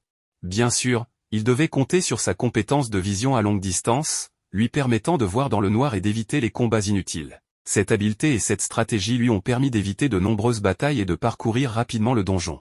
Il a atteint un escalier qui le mènerait au 9e étage en un peu plus de 5 minutes. Il sait qu'il ne peut pas se précipiter car il rencontrera probablement des liches à ce nouvel étage, donc il veut prendre son temps et voir jusqu'où il peut aller. Il se précipite dans les escaliers et trouve sa première liche juste au coin. Il se souvient des mots du Ranger rouge pour éviter les liches. Non seulement elles peuvent utiliser des attaques de statues, mais elles peuvent aussi invoquer des monstres à proximité. Heart utilise des compétences de dissimulation pour éviter tout combat car il sait que n'importe quelle liche peut le tuer en un coup. Il continue à se précipiter à travers le donjon jusqu'à ce qu'il trouve une énorme salle. Il voit les escaliers vers le dernier étage, mais cet endroit est rempli de pièges. Heart devient désespéré. Les escaliers vers le dernier étage sont devant lui, mais il n'a pas le temps de désarmer les pièges. À quelques secondes de la fin, Heart décide de prendre son courage à deux mains et essaie de courir à travers. Il utilise sa compétence de saut en hauteur avec vol pour planer et éviter les pièges. Cependant, cela ne suffit pas pour l'atteindre aux escaliers. Il finit par atterrir sur un piège et roule pour éviter les armes qui essaient de le frapper. Il réussit à atteindre les escaliers et est confus parce qu'il n'a pas été expulsé du donjon. Il vérifie le chronomètre et découvre qu'il s'est arrêté avec encore 2 millisecondes à faire. Il est toujours très confus, mais décide de d'abord se soigner en buvant des potions. Il ne comprend pas pourquoi il est toujours là et pense que le système le considère comme quelqu'un qui a atteint le dernier étage. Malgré tout, Hurt essaie d'oublier cela car il est le premier joueur à atteindre le dernier étage. Il descend un nombre infini de marches jusqu'à ce qu'il entende soudainement une voix. Surpris, Hurt demande qui c'est. La voix mentionne qu'elle ne s'attendait pas à ce que quelqu'un atteigne même le dernier étage. La voix se présente comme André, un chevalier de l'Empire. André mentionne que les escaliers sont assez longs, donc il racontera son histoire à Hurt en chemin. André révèle qu'il avait été chargé par sa nation d'enquêter sur cet endroit. Il avait une armée pour l'aider à nettoyer ce donjon, mais ils ont tous été anéantis par des monstres et des pièges. À la fin, il était la seule personne à avoir réussi à atteindre la dernière salle du donjon, mais il n'y avait rien à l'intérieur. Il n'y avait même pas d'air pour qu'il respire. Et c'est ainsi qu'il a rejoint son équipage. Il révèle qu'il a ensuite été transformé en chevalier squelette et forcé de protéger le donjon. Hurt est confus et demande si la salle est toujours là. Mais André révèle qu'il l'a détruite pour que les gens n'aient pas une mort aussi embarrassante que la sienne dans ce piège. Hurt pense que malgré qu'il soit devenu un monstre, André a encore essayé de rester un noble chevalier en faisant cela. André mentionne ensuite que Hurt le rencontrera au bas des escaliers. Hurt demande alors ce que veut André et la réponse est d'être tué. Hurt s'arrête de marcher, confus par la réponse, mais André dit qu'il a déjà assez enduré. Il refuse de laisser son cœur devenir un monstre mais il atteint sa limite. Il veut que Hurt le libère de cette malédiction et le laisse rejoindre ses camarades. Soudainement, les escaliers commencent à disparaître, faisant remonter Hurt dans la panique. Cependant, il n'est toujours pas assez rapide et finit par tomber dans un gouffre sans fin. Il se réveille quelques minutes plus tard et entend du bruit. C'est André, le squelette se met à rire comme un fou et se parle à lui-même. Il révèle qu'André a enfin cédé et qu'il contrôle maintenant le corps du chevalier. Hurt se relève alors et lui tire simplement une flèche dans la tête, faisant se plaindre le squelette. Hurt lui dit de la fermer car il est flippant et tire une autre flèche. Le squelette utilise un bouclier pour la bloquer et promet de faire souffrir Hurt avant sa mort. Le squelette utilise ensuite une compétence pour foncer en avant et en une fraction de seconde est sur le point de couper Hurt en deux, mais Hurt réussit à esquiver sur le côté. Impressionné par la vitesse, le squelette utilise la même attaque à nouveau, forçant Hurt à bloquer avec son bouclier. La tête de squelette est impressionnée et Hurt se moque un peu de lui. Cependant, au fond, il sait qu'il est condamné. Le crâne est rapide et frappe fort. Le squelette le félicite d'avoir dévié l'attaque et fonce à nouveau. Hurt s'en tient à une position défensive pour bondir en arrière et jeter une bouteille d'huile améliorée. Le squelette est agacé par les flammes mais Hurt répond simplement qu'il n'utilise pas d'épée. Il tire une autre flèche mais le squelette non seulement la part, mais utilise également un coup d'épée volant pour détruire l'arc de Hurt. Le squelette essaie ensuite d'en finir avec sa vitesse mais Hurt l'esquive. Le crâne rit de Hurt en mentionnant qu'il ne peut plus rien faire car son arc n'existe plus. Il lui dit d'abandonner mais Hurt refuse, mentionnant qu'il lui reste encore son arme secrète, son bras droit. Le visage du squelette est confus mais Hurt transforme son bouclier en arbalète et tire. Le squelette osseux esquive et Hurt continue de tirer tout en bougeant. Le squelette réduit la distance et attaque Hurt qui essaie d'esquiver chaque coup. Cependant, il y a un problème avec cette arbalète bouclier. Elle ne peut tirer que des flèches explosives et il ne peut utiliser aucune compétence avec. Elle manque de puissance mais tire plus vite qu'un grand arc. Il continue son schéma de tir et de mouvement incessant, rendant le squelette fou. Le crâne décide d'utiliser sa charge de bouclier et Hurt l'esquive. Cependant, le squelette utilise sa compétence de poursuite de bouclier pour changer de direction. En conséquence, Hurt se retrouve coincé contre le mur et est affecté par un effet d'étourdissement. André mentionne alors qu'il est temps d'envoyer Hurt à ses dieux, mais cela ne fait que rendre notre garçon confus. Le crâne continue son monologue en mentionnant que les humains prient leur dieu quand quelque chose se produit. Donc il pense que c'est parce que les humains aiment tellement Dieu. Il essaie de couper Hurt en deux. Mais l'étourdissement expire à temps, lui donnant une chance de l'esquiver. Il donne soudainement un coup de pied retourné dans le visage du squelette et répond qu'il n'y a pas de Dieu dans ce monde. Et que c'est parce que la seule chose qu'il trouvera dans ce monde, c'est la volonté humaine de survivre coûte que coûte. Le squelette demande à voir la volonté de Hurt et lève son épée. Hurt promet qu'il le fera. Et court vers le crâne. Il bondit soudainement contre le mur et utilise son fouet pour immobiliser l'épée du squelette. Suivi d'un coup de pied au visage, mais cela ne suffit toujours pas. Hurt commence à lancer un sortilège magique pour en finir. Cependant, la formulation du sort prend une éternité trop longue. Le crâne profite de cette chance pour charger sa puissance et couper Hurt en deux. La magie commence à s'activer, restreignant les mouvements du squelette. Hurt est sur le point d'atteindre le milieu de son long sortilège, mais le crâne réussit à balancer son épée, ne détruisant que le bouclier de Hurt. Hurt continue son incantation jusqu'à l'éternité, donnant assez de temps au crâne pour préparer à nouveau son coup. Le sort s'active finalement à temps. Cependant, Le résultat n'est pas ce à quoi Heart s'attendait. Heart pense que c'est fini pour lui, mais la reine des fées apparaît soudainement à ses côtés. Il est confus, mais se souvient alors que sa bague a une faible chance de faire apparaître son fantôme. Elle lance un sort de blizzard et lui sourit tout en s'estompant. Il profite alors de cette chance pour tirer sur le crâne, pensant qu'il ne s'attendait pas à ce qu'elle l'aide. Il lance plusieurs attaques d'arc en utilisant toutes ses compétences. Il essaie d'en finir avec une explosion causée par son huile améliorée. Le squelette tombe au sol et Heart voit l'âme d'André. Le chevalier sourit et le félicite pour sa victoire. André mentionne que Heart a réussi à vaincre le squelette avant que son âme ne disparaisse, il a donc encore un peu de temps pour le remercier. Heart demande s'il a accompli son souhait et André conserve son sourire radieux. Heart demande de quoi il s'agit? Et André explique simplement qu'il est désespéré d'être libre, mais qu'il ne s'attendait jamais à ce qu'un joueur solo le libère en fait. Avant de disparaître, André confie à Heart son épée, mentionnant que malgré son usure, elle devrait être considérée comme une antiquité et avoir beaucoup de valeur. Il mentionne également les paroles de Heart sur l'inexistence de Dieu dans ce monde. André croit qu'ils existent car Heart vient juste de l'empêcher de devenir un monstre complet. André et ses compagnons disparaissent alors qu'une annonce urgente est faite. Elle concerne la victoire de Heart dans le donjon et l'événement. L'annonce contient également des informations sur la nouvelle arme appelée Night Sword. Cependant, ils révéleront les détails à l'avenir. Heart se déconnecte et réalise qu'ils publieront probablement une autre arme dans les futurs événements de boss secrets. Pourtant, Heart a autre chose à se concentrer car son bouclier et son fouet ont été détruits et sont irréparables. Il décide donc de reconstruire son petit bouclier, qui cette fois n'est qu'un bouclier. Cependant, dans un endroit mystérieux, il y a une autre fille, assez heureuse que ce soit maintenant son tour. Pendant ce temps, dans une pièce sombre, les développeurs font un rapport. La femme mentionne que le RIA appelé PN0EA semble s'amuser. Le gars répond simplement que ses progrès d'apprentissage devraient être liés à Heart. Cependant, il y a un petit problème. L'IA nommée PN1EB se plaint qu'elle s'ennuie. Mais le gars répond simplement qu'ils doivent attendre un peu plus. Plus tard, Heart retrouve le groupe de Zwei pour faire un donjon.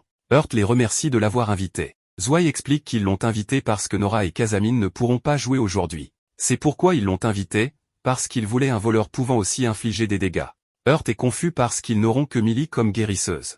Elle explique alors qu'ils s'en sortiront car ils ont invité un guérisseur à venir. Il est surpris et demande si cette personne n'est pas encore arrivée. Zwei s'excuse, mentionnant qu'elle est un peu en retard. Heart répond que ce n'est pas grave et qu'il peut attendre. Cependant, les membres mentionnent rapidement que la nouvelle joueuse est assez impolie parfois.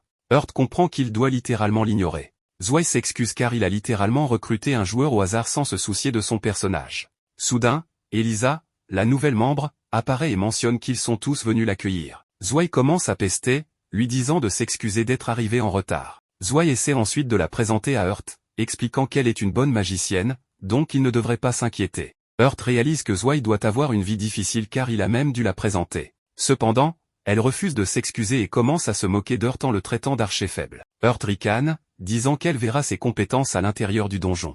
À l'intérieur, Heart ouvre les portes en crochetant les serrures. Rock mentionne que c'était la bonne décision d'inviter Heart car il y avait trop de pièges.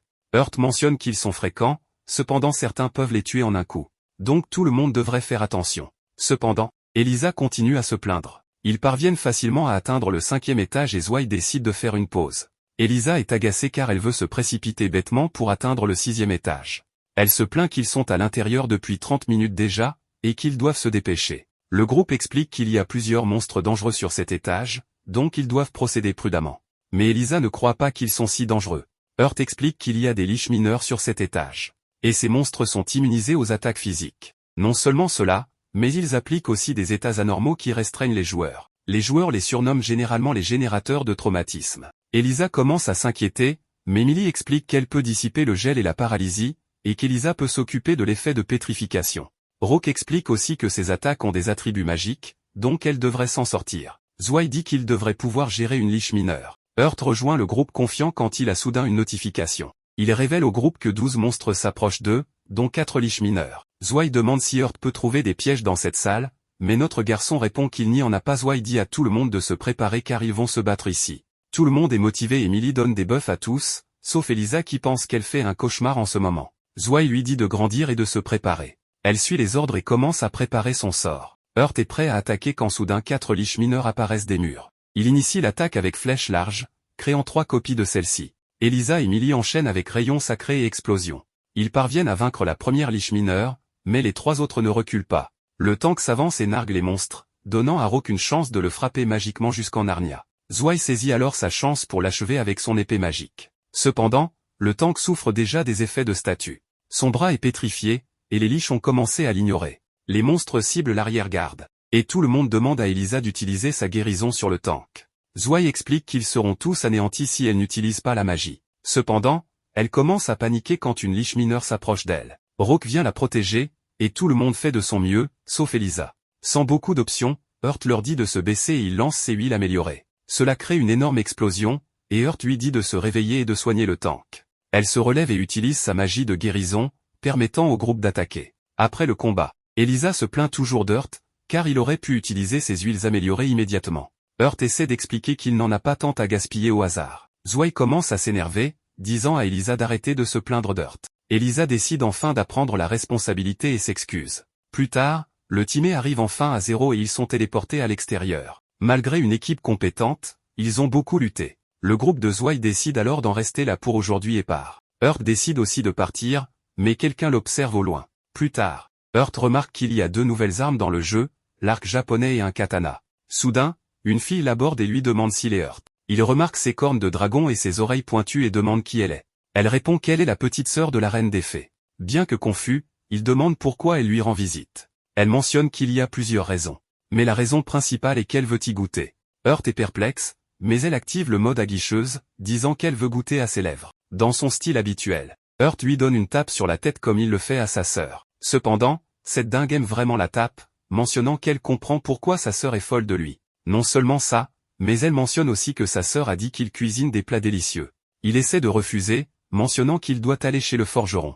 Elle répond qu'elle va le suivre, expliquant qu'elle n'a pas souvent l'occasion de sortir. Au final, Hurt cède et lui fait visiter la ville. Il vérifie plusieurs magasins, dans lesquels elle trouve les marchandises assez amusantes. Il profite aussi pour demander à faire réparer sa cape. Cependant, l'artisan mentionne simplement qu'elle est très endommagée. Il sera bien plus facile d'en acheter une nouvelle plutôt que de la réparer. Hurt réalise que c'est sa faute et demande si elle peut lui fabriquer une nouvelle armure. Elle demande sa requête, et il demande ce qu'elle peut faire avec la fourrure et la peau d'un ours sauvage. La créatrice mentionne qu'elle adore quand les gens lui apportent les matériaux et demande s'il a du métal. Il lui donne de l'argent et elle prévoit de lui fabriquer un ensemble complet. Ce sera l'ensemble cuir d'ours sauvage avec renforcement en argent, lui donnant 70 points de défense en plus.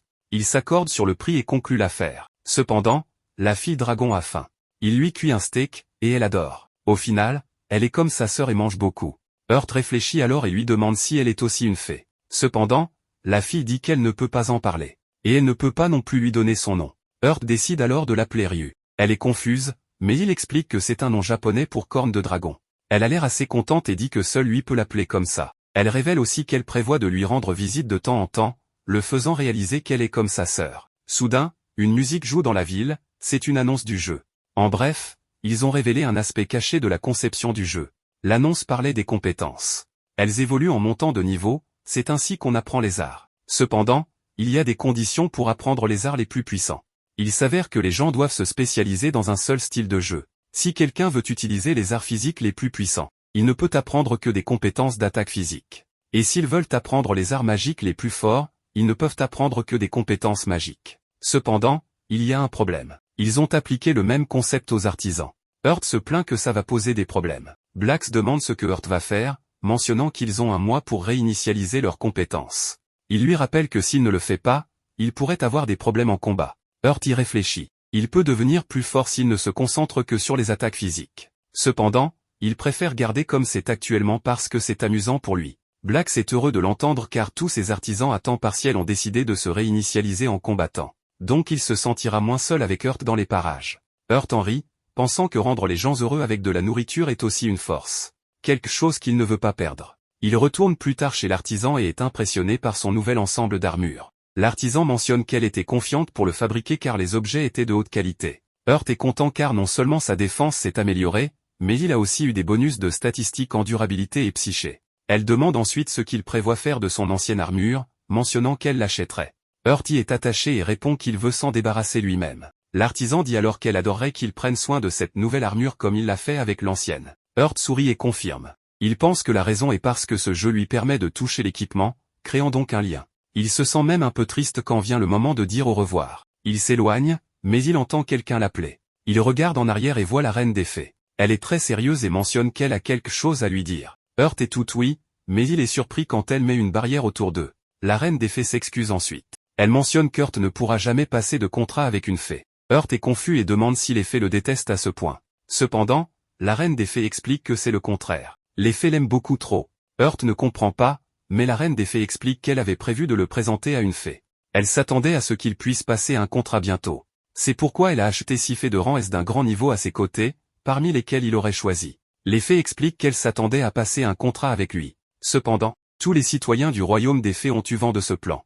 Et 80% de la population s'est rassemblée aux portes du château, demandant à passer un contrat avec lui. Heurt est surpris par ce nombre. La reine des fées explique alors qu'elle ne peut pas être injuste envers son peuple. Et si elle permet à une fée de passer un contrat avec lui, son pays sombrera dans le chaos. Heurt laisse couler, disant qu'il comprend. Elle demande s'il est fâché, mentionnant que son voyage et sa bataille deviendront plus difficiles sans fée. Mais comme il est un vieux, il répond simplement que c'est la vie, ça devrait être amusant quoi qu'il arrive. Elle en rit, l'appelant bizarre. Mais au moins, elle veut le compenser avec une autre forme de force. Elle demande sa main et il l'autorise. Elle lui donne alors 2 pouvoirs. Ces 2 techniques sont des recréations de compétences puissantes créées par la dirigeante des fées. La première est cette étoile tournante, qui augmente ses dégâts s'il atteint sa cible avec 7 tirs d'arc en 30 secondes. L'autre est l'arc sacrifice, qui coûte 90% de sa vie maximale et 100% de sa mana maximale pour tirer une flèche puissante. Cependant, cela détruira l'arc actuellement équipé. Elle lui dit d'être prudent en les utilisant, et que ses statistiques devraient revenir à la normale après un bon repos. Cependant, le plus gros problème d'Heurt est de sacrifier son arme. Elle lui dit de garder sa secret et demande ensuite s'il a vérifié l'annonce. Le royaume des fées ouvrira dans la prochaine mise à jour. Elle lui demande de leur rendre visite et il accepte. Avant de partir, il leur donne de la nourriture qu'il a préparée. Cependant, cela n'a fait que créer des plans dans la tête des fées pour lui rendre visite à l'avenir. Quelques jours plus tard, Heurt prépare des repas quand Zwei lui demande s'il a entendu parler de la campagne. Heurt répond simplement que c'était une grosse nouvelle. Cependant, un membre de la guilde Zwei est confus. Heurt explique qu'il existe 3 autres jeux qui utilisent le système de VR. Parmi eux, on a One More mais aussi les jeux de combat, les FPS, jeux de tir à la première personne et enfin les jeux de mecha. Cependant, ces jeux utilisaient tous différents types de casques VR pour leurs jeux spécifiques. Les entreprises ont alors décidé de travailler ensemble pour créer un casque VR permettant aux joueurs de jouer à n'importe quel jeu. Elles ont décidé de créer une énorme campagne où les joueurs recevront des coupons leur donnant 15 jours d'accès gratuit. Cette campagne sera appliquée les mêmes jours que la mise à jour du royaume des fées. Zwei est convaincu que cela augmentera la base de joueurs du jeu. Il essaie de voler un steak mais Heurt le frappe à la tête en disant que c'est destiné à être vendu. Heurt se tourne alors vers Nora, lui donnant le droit de frapper la tête de tout le monde. Bien sûr, elle abuse immédiatement de son pouvoir. Les membres de la guilde de Zwei mentionnent que les guildes vont commencer à recruter plus de joueurs et demandent s'ils feront de même. Nora mentionne même qu'il est temps pour eux de devenir une guilde de taille moyenne. Cependant, ils doivent d'abord former Elisa sinon les nouveaux joueurs souffriront entre ses mains.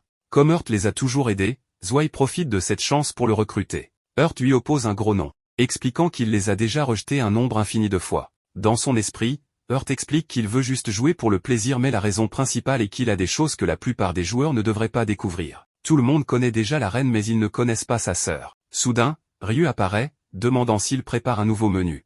Elle essaie de le voler mais Heurt la frappe à la tête, prétendant qu'il va le vendre. Nora est cependant confuse et demande qui elle est. Les deux ignorent la question et Ryu se plaint de devoir se retenir quand il y a quelque chose de délicieux juste devant elle. Les deux commencent une énorme bagarre parce qu'Heurt pense qu'elle mange trop. Cependant, la guilde de Zwei est confuse, ils n'avaient jamais vu quelqu'un portant ce type de vêtements dans le jeu et ils prétendent que Ryu ne ressemble pas à une fée. Le tank demande si Heurt ne va pas arrêter d'avoir toutes les filles malgré le fait qu'il est déjà la reine. Zwei profite de cette occasion pour se plaindre de la popularité d'Heurt juste pour qu'il se fasse frapper. Heurt explique qu'il souhaiterait ne pas être si populaire parce qu'il perd de l'argent juste pour les nourrir. Cependant, la guilde de Zwei ignore ces paroles et pense qu'Heurt et Ryu sont assez proches. Ryu leur dit alors que seul Heurt est autorisé à l'appeler ainsi. Tout le monde est choqué mais Zwei essaie de menacer Heurt en mentionnant qu'il le publiera dans le jeu. Heurt réplique avec une menace en mentionnant que si Zwei fait ça, il ne mangera plus jamais sa cuisine. Nora mentionne ensuite qu'Heurt n'est pas seulement un playboy des fées mais qu'il est aussi devenu le gardien d'un dragon. Heurt en rit mais il s'inquiète de ce qui se passera quand le royaume des fées ouvrira. Quelques jours plus tard, le patch du royaume des fées est lancé et Heurt explique que le domaine féerique est situé au sud de la deuxième ville. Il explique que le château est au centre tout en ayant aussi des villes et des forts dans les 4 directions. Mais le seul moyen de l'atteindre est de traverser la carte à pied. Heurt suit le groupe de personnes et arrive au fort nord. Il remarque à quel point les murs sont énormes mais la file d'attente pour entrer à l'intérieur est encore plus grande. En attendant, un homme s'approche d'Heurt et lui demande de vérifier sa bague. Heurt commence à penser que cette bague lui donnera une sorte de permission. Il montre la bague et l'homme la confirme comme étant celle de la reine des fées. Il confirme l'identité d'Urt et lui demande de le suivre. Urt est confus mais l'homme dit simplement à ses hommes d'amener quelque chose. Les joueurs dans la file d'attente fixent Urt, pensant qu'il s'agit d'une sorte d'événement. Urt ferme les yeux en espérant que les gens arrêteront de le remarquer. Il les rouvre et remarque une énorme boule bleue devant lui. La boule bouge alors, révélant être un oiseau qui le fixe. L'homme explique que c'est un picacha, un oiseau que seules quelques personnes sélectionnées peuvent monter. Il demande simplement à Urt de monter l'oiseau pour aller vers la capitale. Urt n'en croit pas ses yeux mais il revient à la réalité quand des joueurs se plaignent de leur manque de chance. Urt salue d'abord l'oiseau puis saute sur son dos. Cependant, il a l'impression d'avoir sombré dans ses plumes. L'homme explique que c'est normal, cela fonctionne comme une ceinture de sécurité. L'oiseau décolle alors et commence à voler vers le château. Urt est émerveillé car l'oiseau peut augmenter la limite de hauteur. Il remarque également qu'il n'y a pas de résistance au vent, ce qui lui permet de voler tout en ressentant le vent. Le picacha continue à voler, passant à travers des villes et finit par arriver au château. Là, Urt est accueilli par la reine et les autres fées. Urt décide de jouer le jeu en la saluant poliment. Cependant, il est choqué de découvrir que toute cette urgence était due au fait qu'elle avait préparé un défilé pour lui. L'oiseau picacha l'emmène dans toute la ville où tous les citoyens du royaume des fées viennent le saluer. Il pense en lui-même qu'il déteste être le centre de l'attention. Cependant, il sait qu'il ne ferait que perdre son temps en refusant d'y participer. Il salue tout le monde et remarque même qu'ils ont préparé un feu d'artifice pour lui. Il décide donc qu'il va en profiter. Une fois dans la salle du trône, Urt dit qu'il est reconnaissant pour l'accueil mais prétend qu'elle en a trop fait. La reine des fées explique qu'elle voulait montrer à ses citoyens qu'il était dans le pays. En fait, elle révèle que tout le monde attendait sa visite parce qu'il y avait des rumeurs selon lesquelles elle le garderait pour elle. Pourtant Urt sait que ce n'est pas une rumeur. Elle s'approche alors d'Urt, le mettant mal à l'aise. Elle a l'air d'avoir lu dans ses pensées et veut le battre. Cependant, elle redevient douce en un instant et demande si elle devrait le garder maintenant. Les ministres lui disent d'arrêter et d'être sérieuse. La reine demande ensuite à Urt de continuer sa vie normale dans son pays pendant un moment. Elle essaie de le réconforter en mentionnant qu'ils ne le protégeront pas ni ne contrôleront ses actions. Urt se lève alors, prétendant qu'il va continuer sa vie normale à partir de demain. Il décide de retourner en ville-forteresse et de trouver une auberge pour se déconnecter. Mais la reine des fées lui demande où il va. Urt répond qu'il va à l'auberge pour dormir. La reine des fées lui demande alors s'il aimerait dormir dans sa chambre. Urt rit nerveusement et comme le vrai lui, il fuit pour sa vie. Il saute par la fenêtre, énervant la reine. Tout en s'enfuyant, il pense qu'il ressemble à un voleur mais que c'est correct car il a la compétence voleur bienfaisant. Il monte le picacha jusqu'à la ville forestière du sud et décide d'en faire sa base. C'est uniquement parce que c'est la ville avec le moins de joueurs. Il réussit rapidement à accomplir une quête consistant à tuer 8 grands lapins et revient dans un bar, surprenant tout le monde. Habituellement, il faut quelques jours pour chasser ces monstres. La fille lui demande s'il a trouvé des oiseaux voleurs et Urt confirme qu'il en a tué plusieurs. Il mentionne qu'il a tué plusieurs grands lapins mais que les oiseaux voleurs sont venus les voler. Urt profite alors de ce moment pour demander s'il y a un endroit où il peut cuisiner.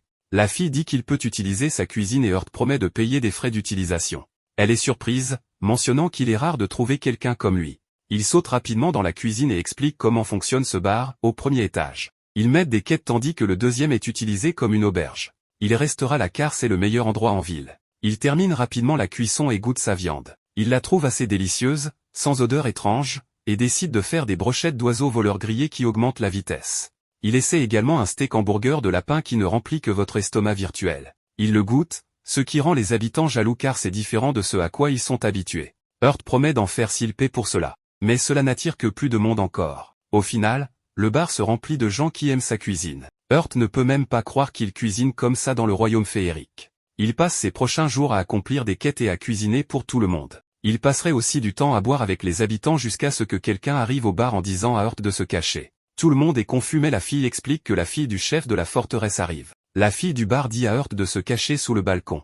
Quelques secondes plus tard, la fille du chef de la forteresse arrive, mentionnant qu'elle a entendu parler d'Urt qui fait des plats. Elle demande à le voir, promettant qu'elle l'engagera comme chef. Il l'entend et pense qu'elle est là pour l'exploiter. La fille du bar s'excuse gentiment et ment en disant qu'Urt est déjà parti. Cependant, Tête de Chien n'y croit pas. Elle prétend que rien de bon ne sortira en le cachant et qu'Urt devrait être honoré de travailler pour elle. La fille du bar ment à nouveau, mentionnant qu'Urt est parti en urgence pour une autre ville à cause d'une quête. Le face-à-face entre menteuses se termine mais Tête de Chien demande à ses hommes de rassembler des informations.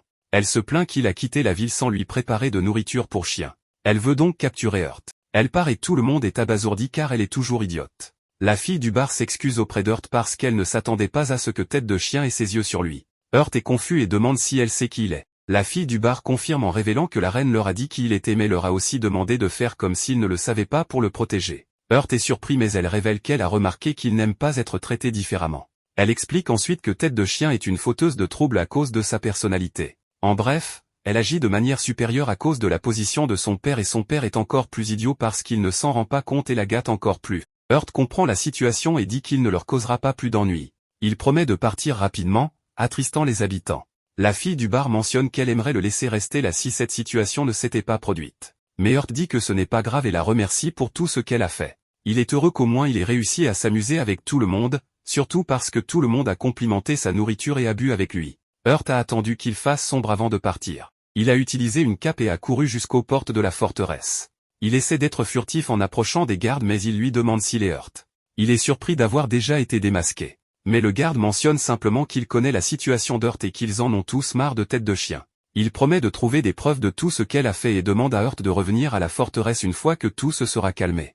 Ils ouvrent alors la porte et le laissent partir. Heart essaie de courir quand quelqu'un mentionne qu'il est en retard. Il est confus mais la personne lui dit de sauter sur son dos pour qu'il puisse s'échapper plus vite. La personne s'avère être un ours qui dit que la cuisine d'Heart était délicieuse et veut le remercier en l'emmenant dans la ville du sud. Heart saute sur le dos de l'ours et il commence à courir. Des heures plus tard, la reine des fées reçoit un rapport. On lui dit que la fille du chef de la forteresse du sud a décidé d'exploiter un aventurier humain. La reine des fées se met en colère en mentionnant qu'ils doivent arrêter cela car ils ont essayé de construire une relation avec les humains. Cependant, elle n'en croit pas ses oreilles quand on lui dit que l'aventurier en question est Heart. Heart vient de réussir à se rendre dans la ville du sud, accompagné de son nouvel ami ours. Il s'excuse d'avoir fait courir si vite à l'ours, mais celui-ci s'en moque. Cependant, Heart remarque que les gens chantent et jouent d'instruments dans les rues. Il demande s'ils célèbrent une fête particulière, mais l'ours explique que les cités du royaume des fées parrainent tout ce qui a trait aux arts. Dans le nord, c'est la littérature, à l'est la peinture, à l'ouest la sculpture, et dans le sud, c'est la musique. Heart pense qu'il peut écouter différents types de musique en se promenant dans la ville, mais pour l'instant, il est trop fatigué pour explorer. L'ours lui recommande alors une auberge. À l'auberge, le propriétaire dit qu'il n'a aucun problème avec le séjour d'Heart en compagnie de l'étrange Wild Airzetan. Heart est un peu confus par ce nom, mais l'ours répond simplement que le titre est embarrassant. Heart entre dans sa chambre et saute dans son lit, pensant que c'est une bénédiction d'obtenir de l'aide d'une fée qui a un titre. Il décide de se déconnecter et de dormir. Le lendemain, il se connecte au jeu et essaie de sortir du lit, mais il ne peut pas se lever. Il pense que c'est un bug du jeu, mais remarque quelque chose de bizarre sous sa couverture. Il regarde en dessous et voit la reine des fées. Il lui demande de le laisser partir, mais elle refuse. Il mentionne comment les gens pourraient mal interpréter leur situation, mais elle répond qu'il détesterait ça, donc elle ne le laissera pas partir. Le propriétaire de l'auberge entre sans frapper à la porte et voit toute la scène. Il décide de partir en s'excusant pour l'interruption. Mais Heart demande de l'aide. L'ours entre en demandant comment il peut aider Heart. En remarquant la situation, il commence à rire, mentionnant à quel point Heart était rapide. Mais Heart essaie de repousser la reine des fées, mentionnant qu'il ne l'a pas amené ici.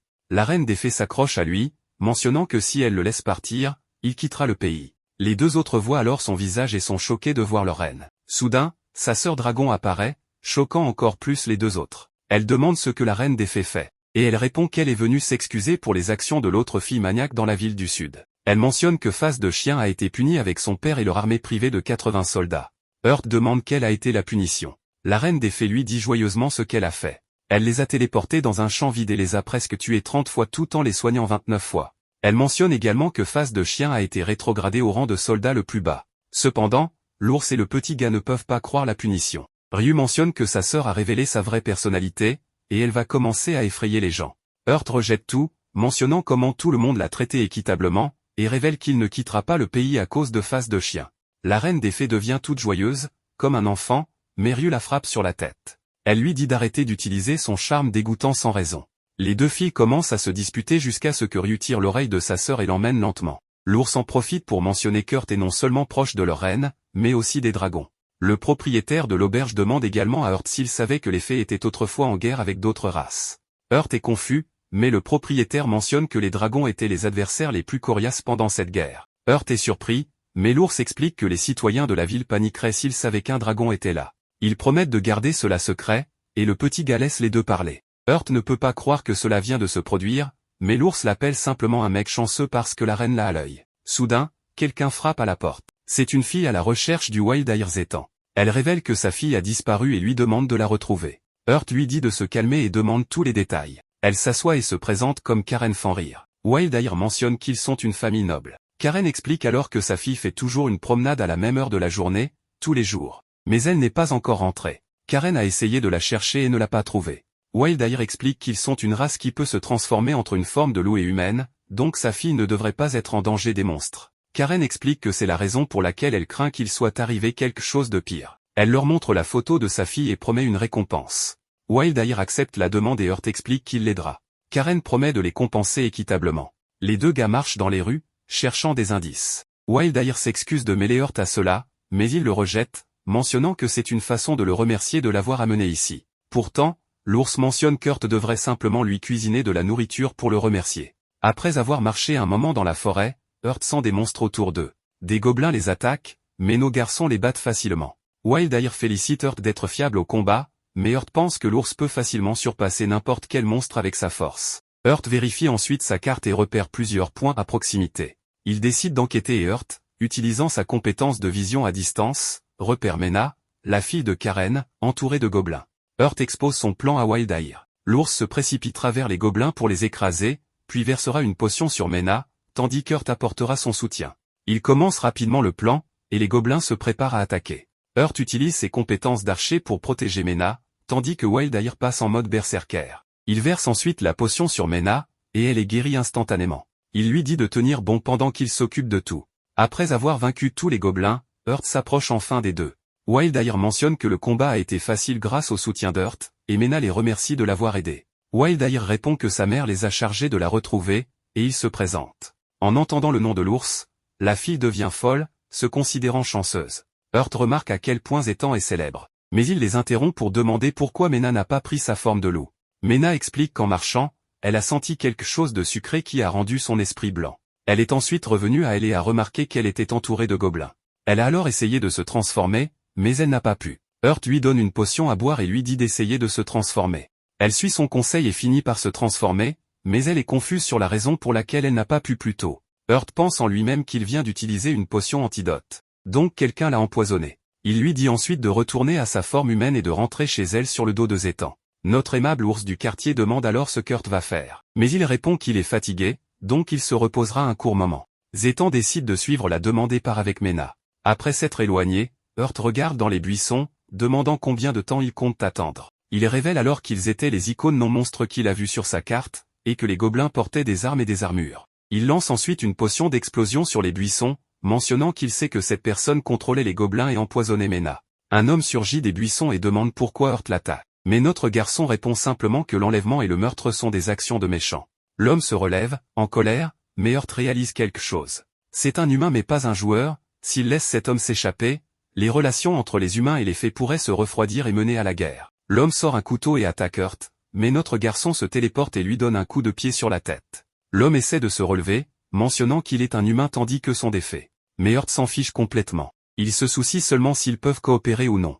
L'homme tente de l'attaquer, mais il est soudainement détruit. Hurt pense que le meilleur scénario est que les fées et les humains reconnaissent leurs forces et leurs faiblesses et se tiennent la main en avançant. Mais s'ils doivent se battre, il se rangera du côté des fées et n'aura aucune pitié envers les humains.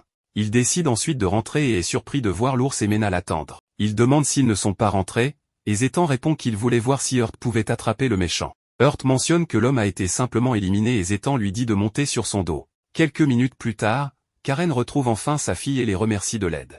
Elle récompensera chacun d'eux 200 000 glos. Cependant, Hurt veut quelque chose de plus comme récompense.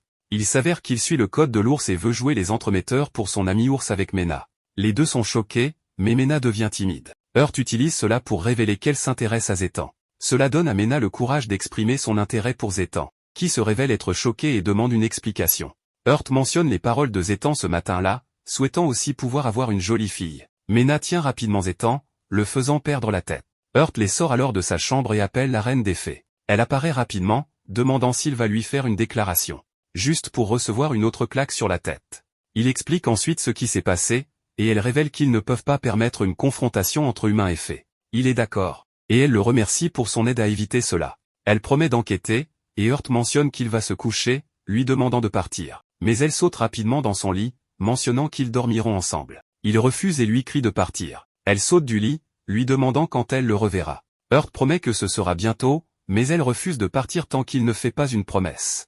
Elle révèle qu'elle veut lui montrer sa gratitude, mais il demande si elle le dit en tant que reine du pays des fées. Elle confirme, mentionnant qu'après tout, il a évité un conflit. Il promet alors qu'il la reverra, mais elle n'a pas à lui montrer de la gratitude. Elle est d'accord, mais Heart pense que son ingérence excessive avec lui revient à la même chose que ce que Face de Chien faisait. Le lendemain, Heart décide de retourner dans sa ville principale précédente car il a besoin de plus d'huiles améliorées et de réparer son arc. Zetan sort de sa chambre, et Heart décide de demander comment les choses se sont passées avec Meena. Mais le visage de Zetan est tout rouge et elle apparaît derrière lui. Heart le comprend rapidement, et Zetan mentionne timidement qu'il vivra avec Meena dans le manoir Fenrir. Ils se dirigeront là-bas et s'excusent auprès d'Heart de ne pas pouvoir le ramener. Heart le rejette et le remercie pour le bon moment passé ensemble. Les deux se serrent les poings et l'ours part avec sa fille principale. Le propriétaire de l'auberge, cependant, mentionne que c'est loin.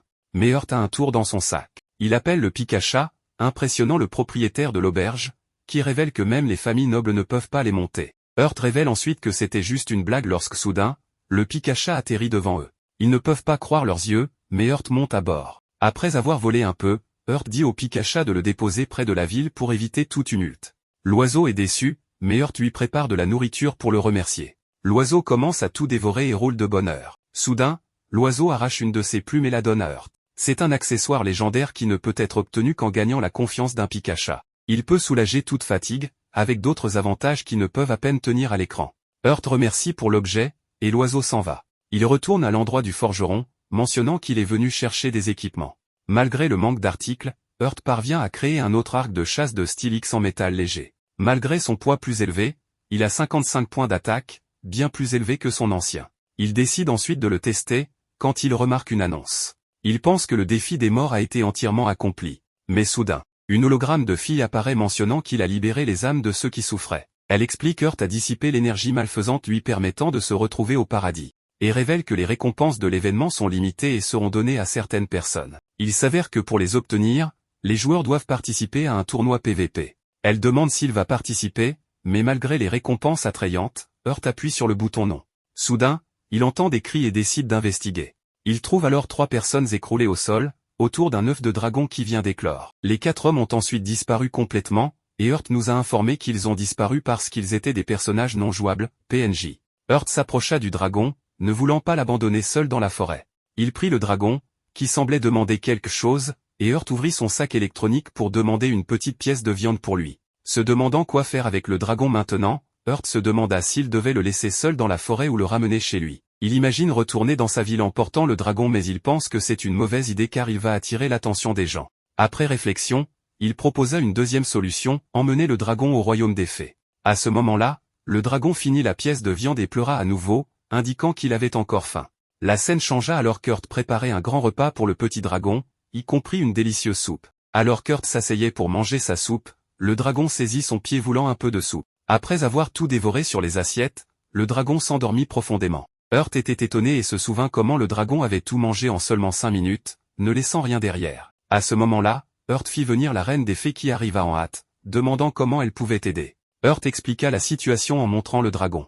La reine des fées fut choquée et demanda pourquoi il l'avait amené ici. Alors qu'Heart racontait les événements, la reine des fées commença à réfléchir aux problèmes significatifs. Les dragons sauvages ne devraient pas quitter les frontières de leur royaume pour éviter que leur immense puissance ne provoque des conflits inutiles. Heart demande si ces dragons sauvages sont différents des dragons normaux. La reine des fées commence à expliquer les différences entre les deux types. Les deux types sont extrêmement puissants, mais les dragons normaux ont appris à contrôler leur force et à coexister avec d'autres espèces. En revanche, les dragons sauvages n'ont pas le contrôle de leur puissance, préférant s'isoler. Le dragon rouge, en particulier, est bien plus dangereux que les autres, étant à la fois un dragon sauvage et possédant une puissance immense. De plus, il symbolise un statut au sein du royaume des dragons. Heart est choqué d'apprendre que leur enfant a été kidnappé, réalisant que c'est un problème important. S'ils l'apprennent, on ne sait pas ce qu'ils pourraient faire dans leur colère. Ils pourraient tout détruire, mettant les habitants en danger. À ce moment-là, une fée apparaît derrière la reine des fées, sentant des ennuis. Elle les informe que des dragons rouges se dirigent vers eux à toute vitesse. En voyant le dragon rouge endormi, la fée est profondément perturbée. Elle demande à la reine des fées pourquoi elle a kidnappé un bébé dragon rouge. La reine des fées devient furieuse, affirmant qu'elle ne pourrait jamais faire une telle chose. Heart lève la main pour lui demander de se calmer et s'enquiert de l'origine de ces dragons. La scène se déplace ensuite vers 2 grands dragons atterrissant devant Heart et la reine des fées, faisant trembler le sol comme un tremblement de terre. Heart est interrogé par les dragons s'il a kidnappé leur enfant. La reine des fées essaie de parler, mais ils lui disent de se taire alors qu'il s'adresse à Heart. Il explique qu'il ne sait rien du kidnapping, car les individus responsables en sont maintenant décédés. Le dragon rouge demande à Heart s'il s'attend à ce qu'il croie son histoire. Heart répond honnêtement en déclarant qu'il a trouvé le dragon éclos de son œuf et en a pris soin. Le grand dragon rouge, parent du petit dragon, demande à Heart de lui remettre leur enfant s'il dit la vérité. Heart s'exécute et le dragon rouge s'excuse s'ils l'ont accusé à tort. Ils expliquent qu'ils ont simplement vu les souvenirs de leur enfant et croient maintenant que l'histoire d'Heart est vraie. Ils expriment leur gratitude pour les soins prodigués au petit dragon et s'excusent une fois de plus de l'avoir injustement douté. Ils demandent à Heart s'il a besoin de quelque chose, et après un moment de réflexion, Heart demande de ne pas charger le royaume des fées de la responsabilité de ce qui s'est passé ce jour-là. À la place, il demande au dragon de faire comme si cette rencontre n'a jamais eu lieu. Les parents du dragon acceptent la demande d'Heart, comprenant son désir de protéger les fées. Cependant, la mère dragon s'enquiert de la raison de faire semblant de ne jamais s'être rencontrés. Heart explique qu'il préfère la paix et le calme, ne voulant pas attirer l'attention sur eux. La grande dragonesse est sceptique, sentant qu'Heart pourrait ne pas vouloir s'associer à eux. Mais finalement, ils acceptent sa demande. Ils font leurs adieux à Heart, ne connaissant même pas son nom. Alors qu'ils partent, Heart se sent soulagé qu'il n'y ait pas de problème, et la reine des fées exprime sa joie que la situation ait été réussie. Le destin leur sourit, et la reine des fées remercie Heart pour son souci envers le royaume des fées. La voir dans cet état rend Heart heureux, car elle semble mûrir. La reine des fées demande à Heart quels sont ses projets, suggérant que s'il n'en a pas, il pourrait aller au château pour être remercié. Cependant, Heart décline, préférant aller en ville pour chercher du travail et explorer. La reine est d'accord mais demande à son oiseau magique, Pikacha, d'être celui qui l'emmène là-bas. Elle lui demande ensuite de garder secrète leur implication avec les dragons, et Heart la remercie à nouveau, exprimant son désir de n'attirer aucune attention inutile. Heart monte ensuite sur Pikacha, l'oiseau magique de la reine des fées, exprimant sa gratitude une fois de plus avant de s'envoler vers la ville. Ensuite, nous passons au royaume des fées dans la ville de la forteresse orientale, où nous trouvons Heart à la recherche de n'importe quel travail. Malheureusement, il y a peu d'opportunités d'emploi qui lui conviennent. Une tavernière serviable s'approche de lui, reconnaissant que c'est sa première fois dans la région. Heart demande s'ils ont besoin d'aventuriers, mais la tavernière l'informe qu'ils n'en ont pas actuellement besoin. Initialement, il y avait beaucoup d'emplois, mais les aventuriers humains les ont tous pris, ne laissant que des tâches laissées de côté. Déçu, Heart a besoin de travail de toute urgence. Voyant son empressement, la tavernière suggère qu'il pourrait travailler là-bas et rester la nuit à l'auberge.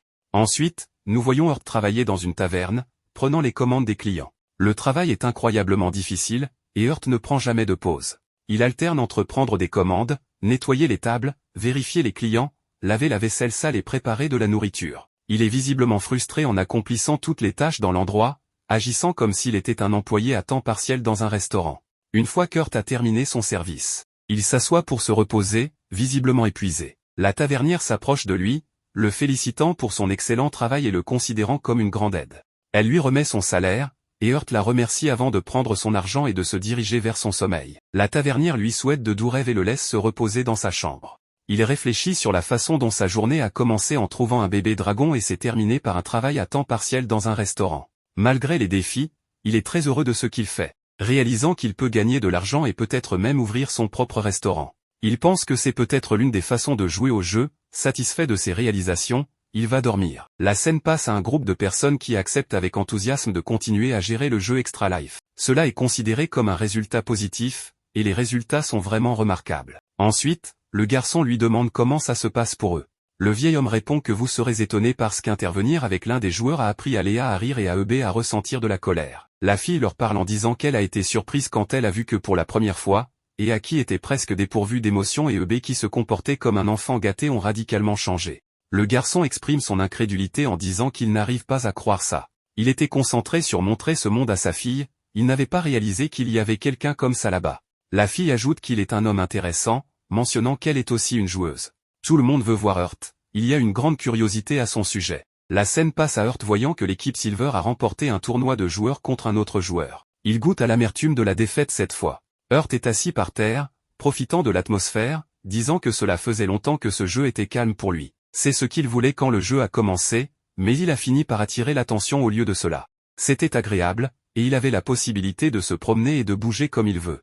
Quand il était enfant, il courait et jouait tout le temps. Mais en grandissant, il est devenu trop occupé par le travail au point où il n'avait pas beaucoup d'occasion de faire de l'exercice. Ensuite, il a réalisé que son corps n'était pas en bonne forme, ce qui a conduit à la dépression. Alors il a décidé qu'il pourrait venir ici, et c'est amusant de pouvoir faire des choses qu'il ne pouvait pas faire dans le monde réel quand il était jeune. Heart continue en disant qu'il a laissé les choses dégénérer parce que dans le monde réel, son corps et son cœur ne fonctionnent pas comme avant. Ensuite, il éclate en larmes, disant qu'il ne peut pas être seul. Il pense souvent à des choses auxquelles il ne devrait pas penser, ce qui conduit à la dépression. Il se sent mieux quand des choses folles se passent autour de lui. Heureusement, il connaît beaucoup de gens fous. Dans la réalité, il était un peu dur avec eux. Ensuite, Heart va dans la ville orientale et parle à la reine, lui demandant de quoi il s'agit de toute urgence qu'il a fait le convoquer quand il est arrivé en ville. La reine répond en disant qu'elle pensait qu'il voulait la voir, et Heart la frappe de manière ludique. Ensuite, il s'informe sur le garçon assis avec eux. Le garçon répond en disant qu'il est un dragon vert, un dragon maîtrisant le vent du peuple dragon. Heart est étonné et dit « J'ai entendu dire que votre espèce essaie d'éviter l'interaction avec d'autres espèces. » Le garçon explique « Nous, les dragons verts, sommes moins puissants que les autres dragons sauvages mais beaucoup plus rapides. Nous pouvons aussi prendre une forme humaine et parfois servir d'envoyé. » Heart comprend qui il est tout en lui demandant ce qu'il lui veut.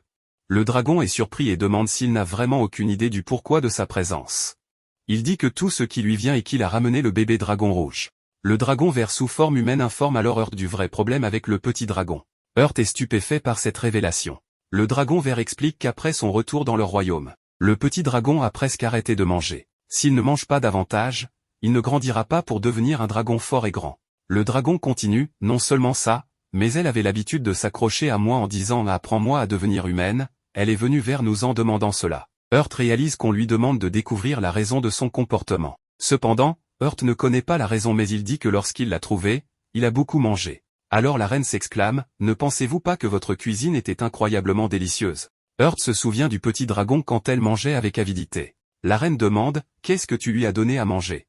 Heart révèle qu'il lui a donné de la soupe et un hamburger, et il y en avait en abondance. Le dragon vert est surpris par ces plats inhabituels, mais devient intrigué. Incapable de poursuivre la conversation, Heart pense qu'il a commis une erreur en mentionnant la réalité des plats. Heart décide ensuite de préparer et de cuisiner le même repas pour le dragon vert. Après l'avoir goûté, le dragon vert le trouve incroyablement délicieux, et à ce moment-là, Heart comprend pourquoi la jeune dragonne a perdu tout intérêt pour leur nourriture. La reine des fées, profondément éprise et affectueuse, fait l'éloge de la cuisine d'Heart comme la meilleure. Le dragon vert demande alors un autre plat du délicieux repas, et la reine des fées demande également à Heart d'en préparer plus. Cependant, Heart leur annonce avec colère qu'ils n'auront pas de deuxième plat. Le dragon vert implore désespérément Heart de préparer plus de nourriture, soulignant l'urgence, car retourner sans cela les mettra en grande colère. Heart explique qu'il lui manque les ingrédients nécessaires. Le dragon vert se précipite pour les rassembler immédiatement, surprenant Heart par son enthousiasme exagéré. Après un court laps de temps, Heart prépare la nourriture et le dragon vert la reçoit dans une boîte, exprimant une profonde gratitude pour le délicieux repas. Alors que le dragon vert se dirige pour livrer la nourriture au petit dragon, Heart interroge la reine des fées sur la non-interaction des dragons avec d'autres espèces. La reine confirme la norme mais suggère qu'Heart pourrait être en mesure de changer cela. Soudain, Heart se sent épuisé et demande à retourner à l'auberge. La reine insiste pour qu'il vienne cette fois au château, promettant de lui organiser la meilleure chambre. Heart se rappelle qu'elle s'était glissée dans son lit auparavant et questionne ses intentions. Il quitte rapidement les lieux, ignorant ses supplications d'attendre. Heart se dit à lui-même, « Je sais que j'ai dit que je serais gentil, mais il y a des limites. » Il croit avoir établi des relations avec ces dragons sauvages grâce à sa cuisine unique. D'autre part, nous nous rendons au château des dragons sauvages, où le petit dragon mange la nourriture qu'Heart lui a préparée et en redemande. Le grand dragon rouge est stupéfait par ce qui se passe et s'interroge sur le secret derrière tout cela. Le dragon vert lui explique que c'est la technique culinaire d'Heart qui rend la nourriture plus délicieuse. Les dragons rouges sont surpris, réalisant qu'ils ne savaient pas qu'un humain pouvait avoir une telle compétence. Après quelques jours, le dragon vert tente de reproduire la nourriture qu'Heart avait faite précédemment, parvenant à la faire paraître correcte, mais le goût est terrible. Il devient frustré, pensant que tenter d'imiter l'apparence sans apprendre les bases de l'art est inutile. Le dragon vert réfléchit à demander la permission au roi d'aller apprendre d'Heart, mais cela ne serait pas approprié pour un fier dragon sauvage d'apprendre d'un humain. Soudain, le roi des dragons verts apparaît, voyant le dragon vert sous forme humaine. Pendant ce temps, un dragon vert vole hors de la ville, puis se transforme en un homme. La scène se déplace ensuite vers Heart, qui dort dans son lit à côté de la reine. Heart est surpris de se retrouver dans cette situation et se demande si la reine l'a tenu ainsi depuis la dernière déconnexion. Il la frappe alors sur la tête, et la reine explique que c'est une manière sournoise de la réveiller. Heart se met en colère contre elle et lui dit que le moment de s'amuser est terminé et qu'il est temps de partir. La reine suggère de rester un peu plus longtemps, mais Heart insiste pour partir. La scène passe à Heart marchant dans la ville, où des gardes le saluent. Heart parle tout seul, exprimant son malaise face au traitement qu'il reçoit et son incertitude quant à savoir s'il l'apprécie ou non. Il décide d'améliorer ses compétences de coups de pied et de fouet, et envisage de se procurer un autre fouet épineux pour remplacer celui qu'il utilise actuellement. Un homme aux cheveux verts nommé Aimé l'interrompt et lui demande s'il est Heurt, mais Heurt lui dit qu'il se trompe de personne. Même lorsqu'Aimé décrit une personne aux cheveux noirs et aux yeux noirs, Heurt refuse toujours. Heurt mentionne que de nombreuses personnes avec des traits similaires utilisent récemment des arcs. Heurt, grâce à son pouvoir, peut voir l'aura de l'homme et le reconnaît comme un dragon sauvage. Heurt dit à l'homme qu'il n'est pas la personne qu'il cherche et part. Heurt réfléchit à sa responsabilité dans l'apparition de dragons sauvages en raison de ses actions avec le bébé dragon rouge. Malgré le fait d'avoir rempli sa responsabilité, Heurt ne veut pas passer plus de temps à cuisiner pour les dragons sauvages. Il décide de trouver un endroit pour dormir, mais soudain, la reine et Aimé apparaissent devant lui. Heurt est surpris et Aimé le saisit pendant que la reine saisit son autre épaule. Elle lui dit que ce n'est pas gentil de l'avoir laissé ligoter avec un fouet épineux.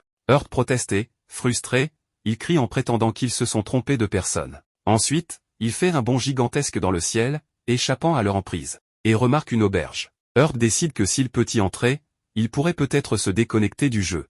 Réalisant que s'il entre dans l'auberge, il s'échappera, il décide de le poursuivre. Heurt se précipite rapidement vers la réceptionniste et demande le prix de la chambre, la réservant immédiatement. Il prend la clé, fait un grand saut et entre dans la chambre. En s'allongeant sur le lit, il exprime qu'il ne peut plus rester dans le royaume des fées et s'endort. Le lendemain matin, Heurt rend la clé à la réceptionniste, s'excusant pour le chaos de la nuit précédente. La réceptionniste demande ce qui s'est passé, mentionnant que la reine a émis une note d'arrestation pour Heurt. Surpris, Heurt regarde le mur et trouve des photos de lui avec une note demandant aux gens d'informer la reine s'ils le voient. Heurt devient très en colère, puis va voir la reine, faisant exploser la porte. Il la réprimande d'avoir atteint le point où elle émet une note d'arrestation, pensant qu'elle le connaissait mieux. Heurt exige qu'elle retire la bague de sa main, car elle le lui a mise, et qu'elle devrait l'enlever. S'adressant à Aimé, Heurt lui dit qu'il ne cuisinera plus pour les dragons sauvages et lui ordonne de partir. Aimé demande que se passe-t-il s'il refuse, et Heurt le met au défi de se battre, affirmant qu'il voit leur arrogance et leur force et qu'il ne le tolérera pas. Heurt devient furieux quand Aimé l'appelle fils de l'homme et menace de creuser un trou dans le visage arrogant d'Aimé. La scène passe à l'extérieur, où Heurt se tient devant le dragon vert, se remémorant ses paroles passées avec les dragons, quand il préférait le calme et n'attirait pas l'attention.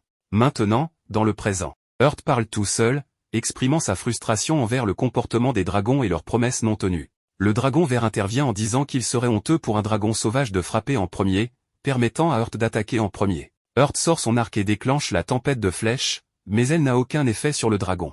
Le dragon questionne si c'est toute la force qu'Heurt a, puis lui assène un puissant coup de main qui envoie Heurt voler. Heurt réalise que le dragon est incroyablement fort et que la plupart de ses attaques ne le griffent même pas. Le dragon s'envole et inflige un autre coup puissant, réduisant Heurt au silence sur le sol. Le dragon informe Heurt qu'il rendra sa mort douloureuse. Heurt envisage d'utiliser la fleur d'asphyxie, mais réalise que le vent pourrait la faire revenir sur lui, causant sa propre mort. Heurt utilise son arc avec 2 flèches, déclarant que s'il ne peut pas pénétrer les écailles du dragon, il les brisera.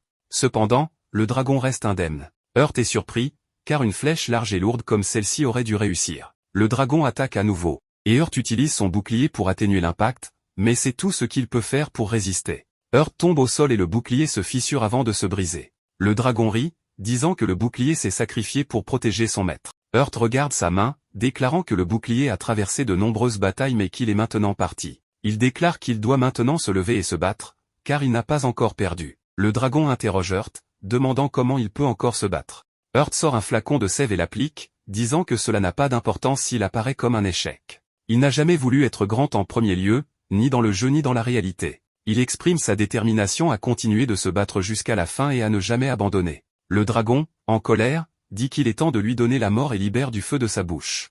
Heurt utilise une magie d'amplification du vent, saute, sort 6 bouteilles et les lance dans la bouche du dragon, provoquant une explosion massive. Heurt crie ensuite un rugissement puissant, et une barre de réduction de puissance apparaît, diminuant considérablement sa force. Sur le sol, il se tord de douleur, alors qu'il n'entend plus rien.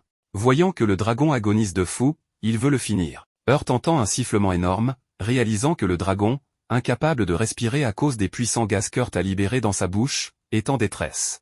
Saisissant cette dernière opportunité, Heurt se relève et utilise son arc en employant une compétence accordée par la reine. Il se souvient quand elle lui a remis l'anneau et lui a donné 2 compétences, qui sont des compétences puissantes créées pendant le règne de la 21e reine des fées. De retour à la réalité, Heurt utilise l'une de ses techniques, les 7 étoiles tombantes.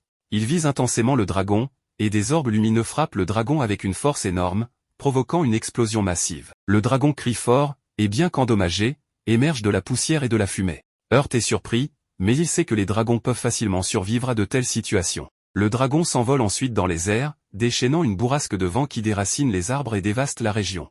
Le dragon, pensant qu'il a vaincu Heart, rit avec moquerie. Cependant, Heart, en utilisant le renforcement du vent, parvient à s'échapper et emploie maintenant la capacité de furtivité en se cachant derrière un rocher. Heart réapparaît enfin, mais il sait qu'il n'a qu'une seule chance restante. La scène se déplace vers la vision étrange après que le dragon soit descendu du ciel vers le sol, détruisant tout comme s'il s'agissait d'une explosion nucléaire. À ce moment, Heart décide de sacrifier sa vie, pleinement conscient qu'il pourrait la perdre pour toujours. Heart se souvient de la reine lui parlant de la flèche violette, une arme qui fusionne sa magie de vie et ses émotions dans l'arc créant une frappe destructrice et judiciaire. Maintenant prêt à se sacrifier, Heart lance la redoutable flèche violette. Le dragon utilise une barrière de vent pour diminuer sa force, faisant crier Heart de frustration, sachant que c'est son dernier tir après avoir épuisé toutes ses compétences.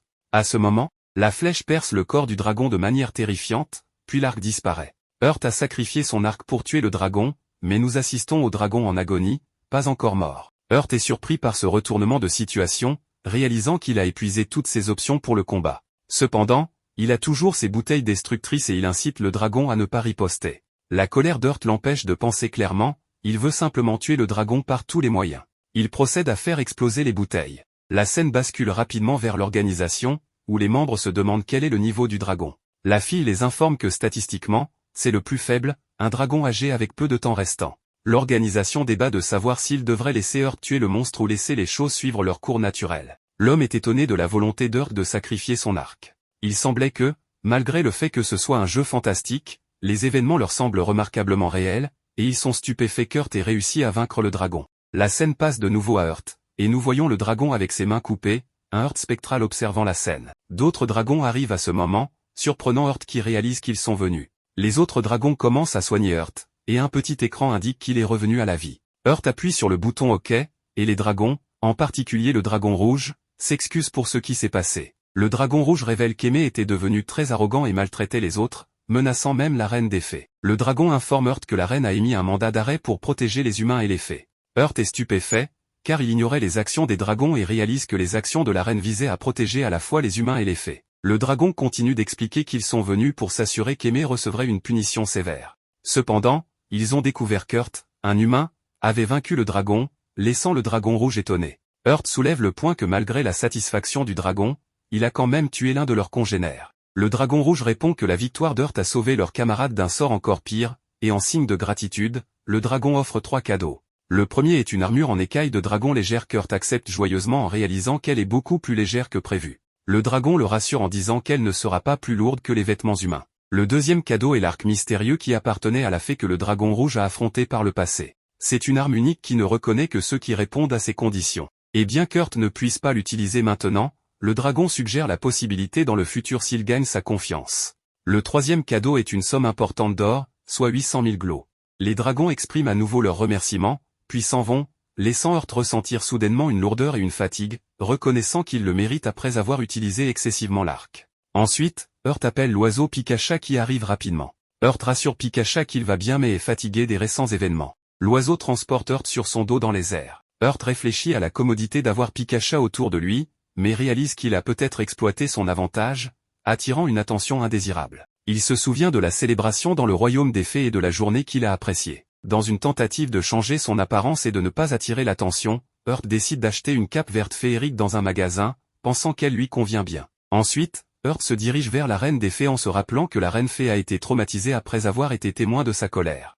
Il s'inquiète de son comportement enfantin à ce moment-là. Heart présente ses excuses à la reine, expliquant que le dragon rouge l'a informé du mandat d'arrêt. Reconnaissant la décision de la reine de protéger son peuple et les humains, il exprime des regrets pour ses actions enfantines et offre de faire tout ce qui est nécessaire pour montrer du respect envers ses souhaits. La reine des fées suppose qu'Heart ne l'apprécie pas, mais il clarifie qu'il n'aime pas attirer l'attention et traiter les gens différemment. La reine s'excuse pour les ennuis et va vers Heart, exprimant des regrets. Heart la remercie pour les cadeaux, et la reine des fées scelle les pouvoirs de l'anneau, demandant s'ils peuvent se revoir un jour. Alors qu'Heart quitte, la reine des fées le regarde par la fenêtre. Heart dit au revoir au royaume des fées, réfléchissant à son retour au royaume humain et se demandant comment vont tous ceux là-bas. La scène passe à Pikacha, qui se précipite pour trouver Heart tenant un message.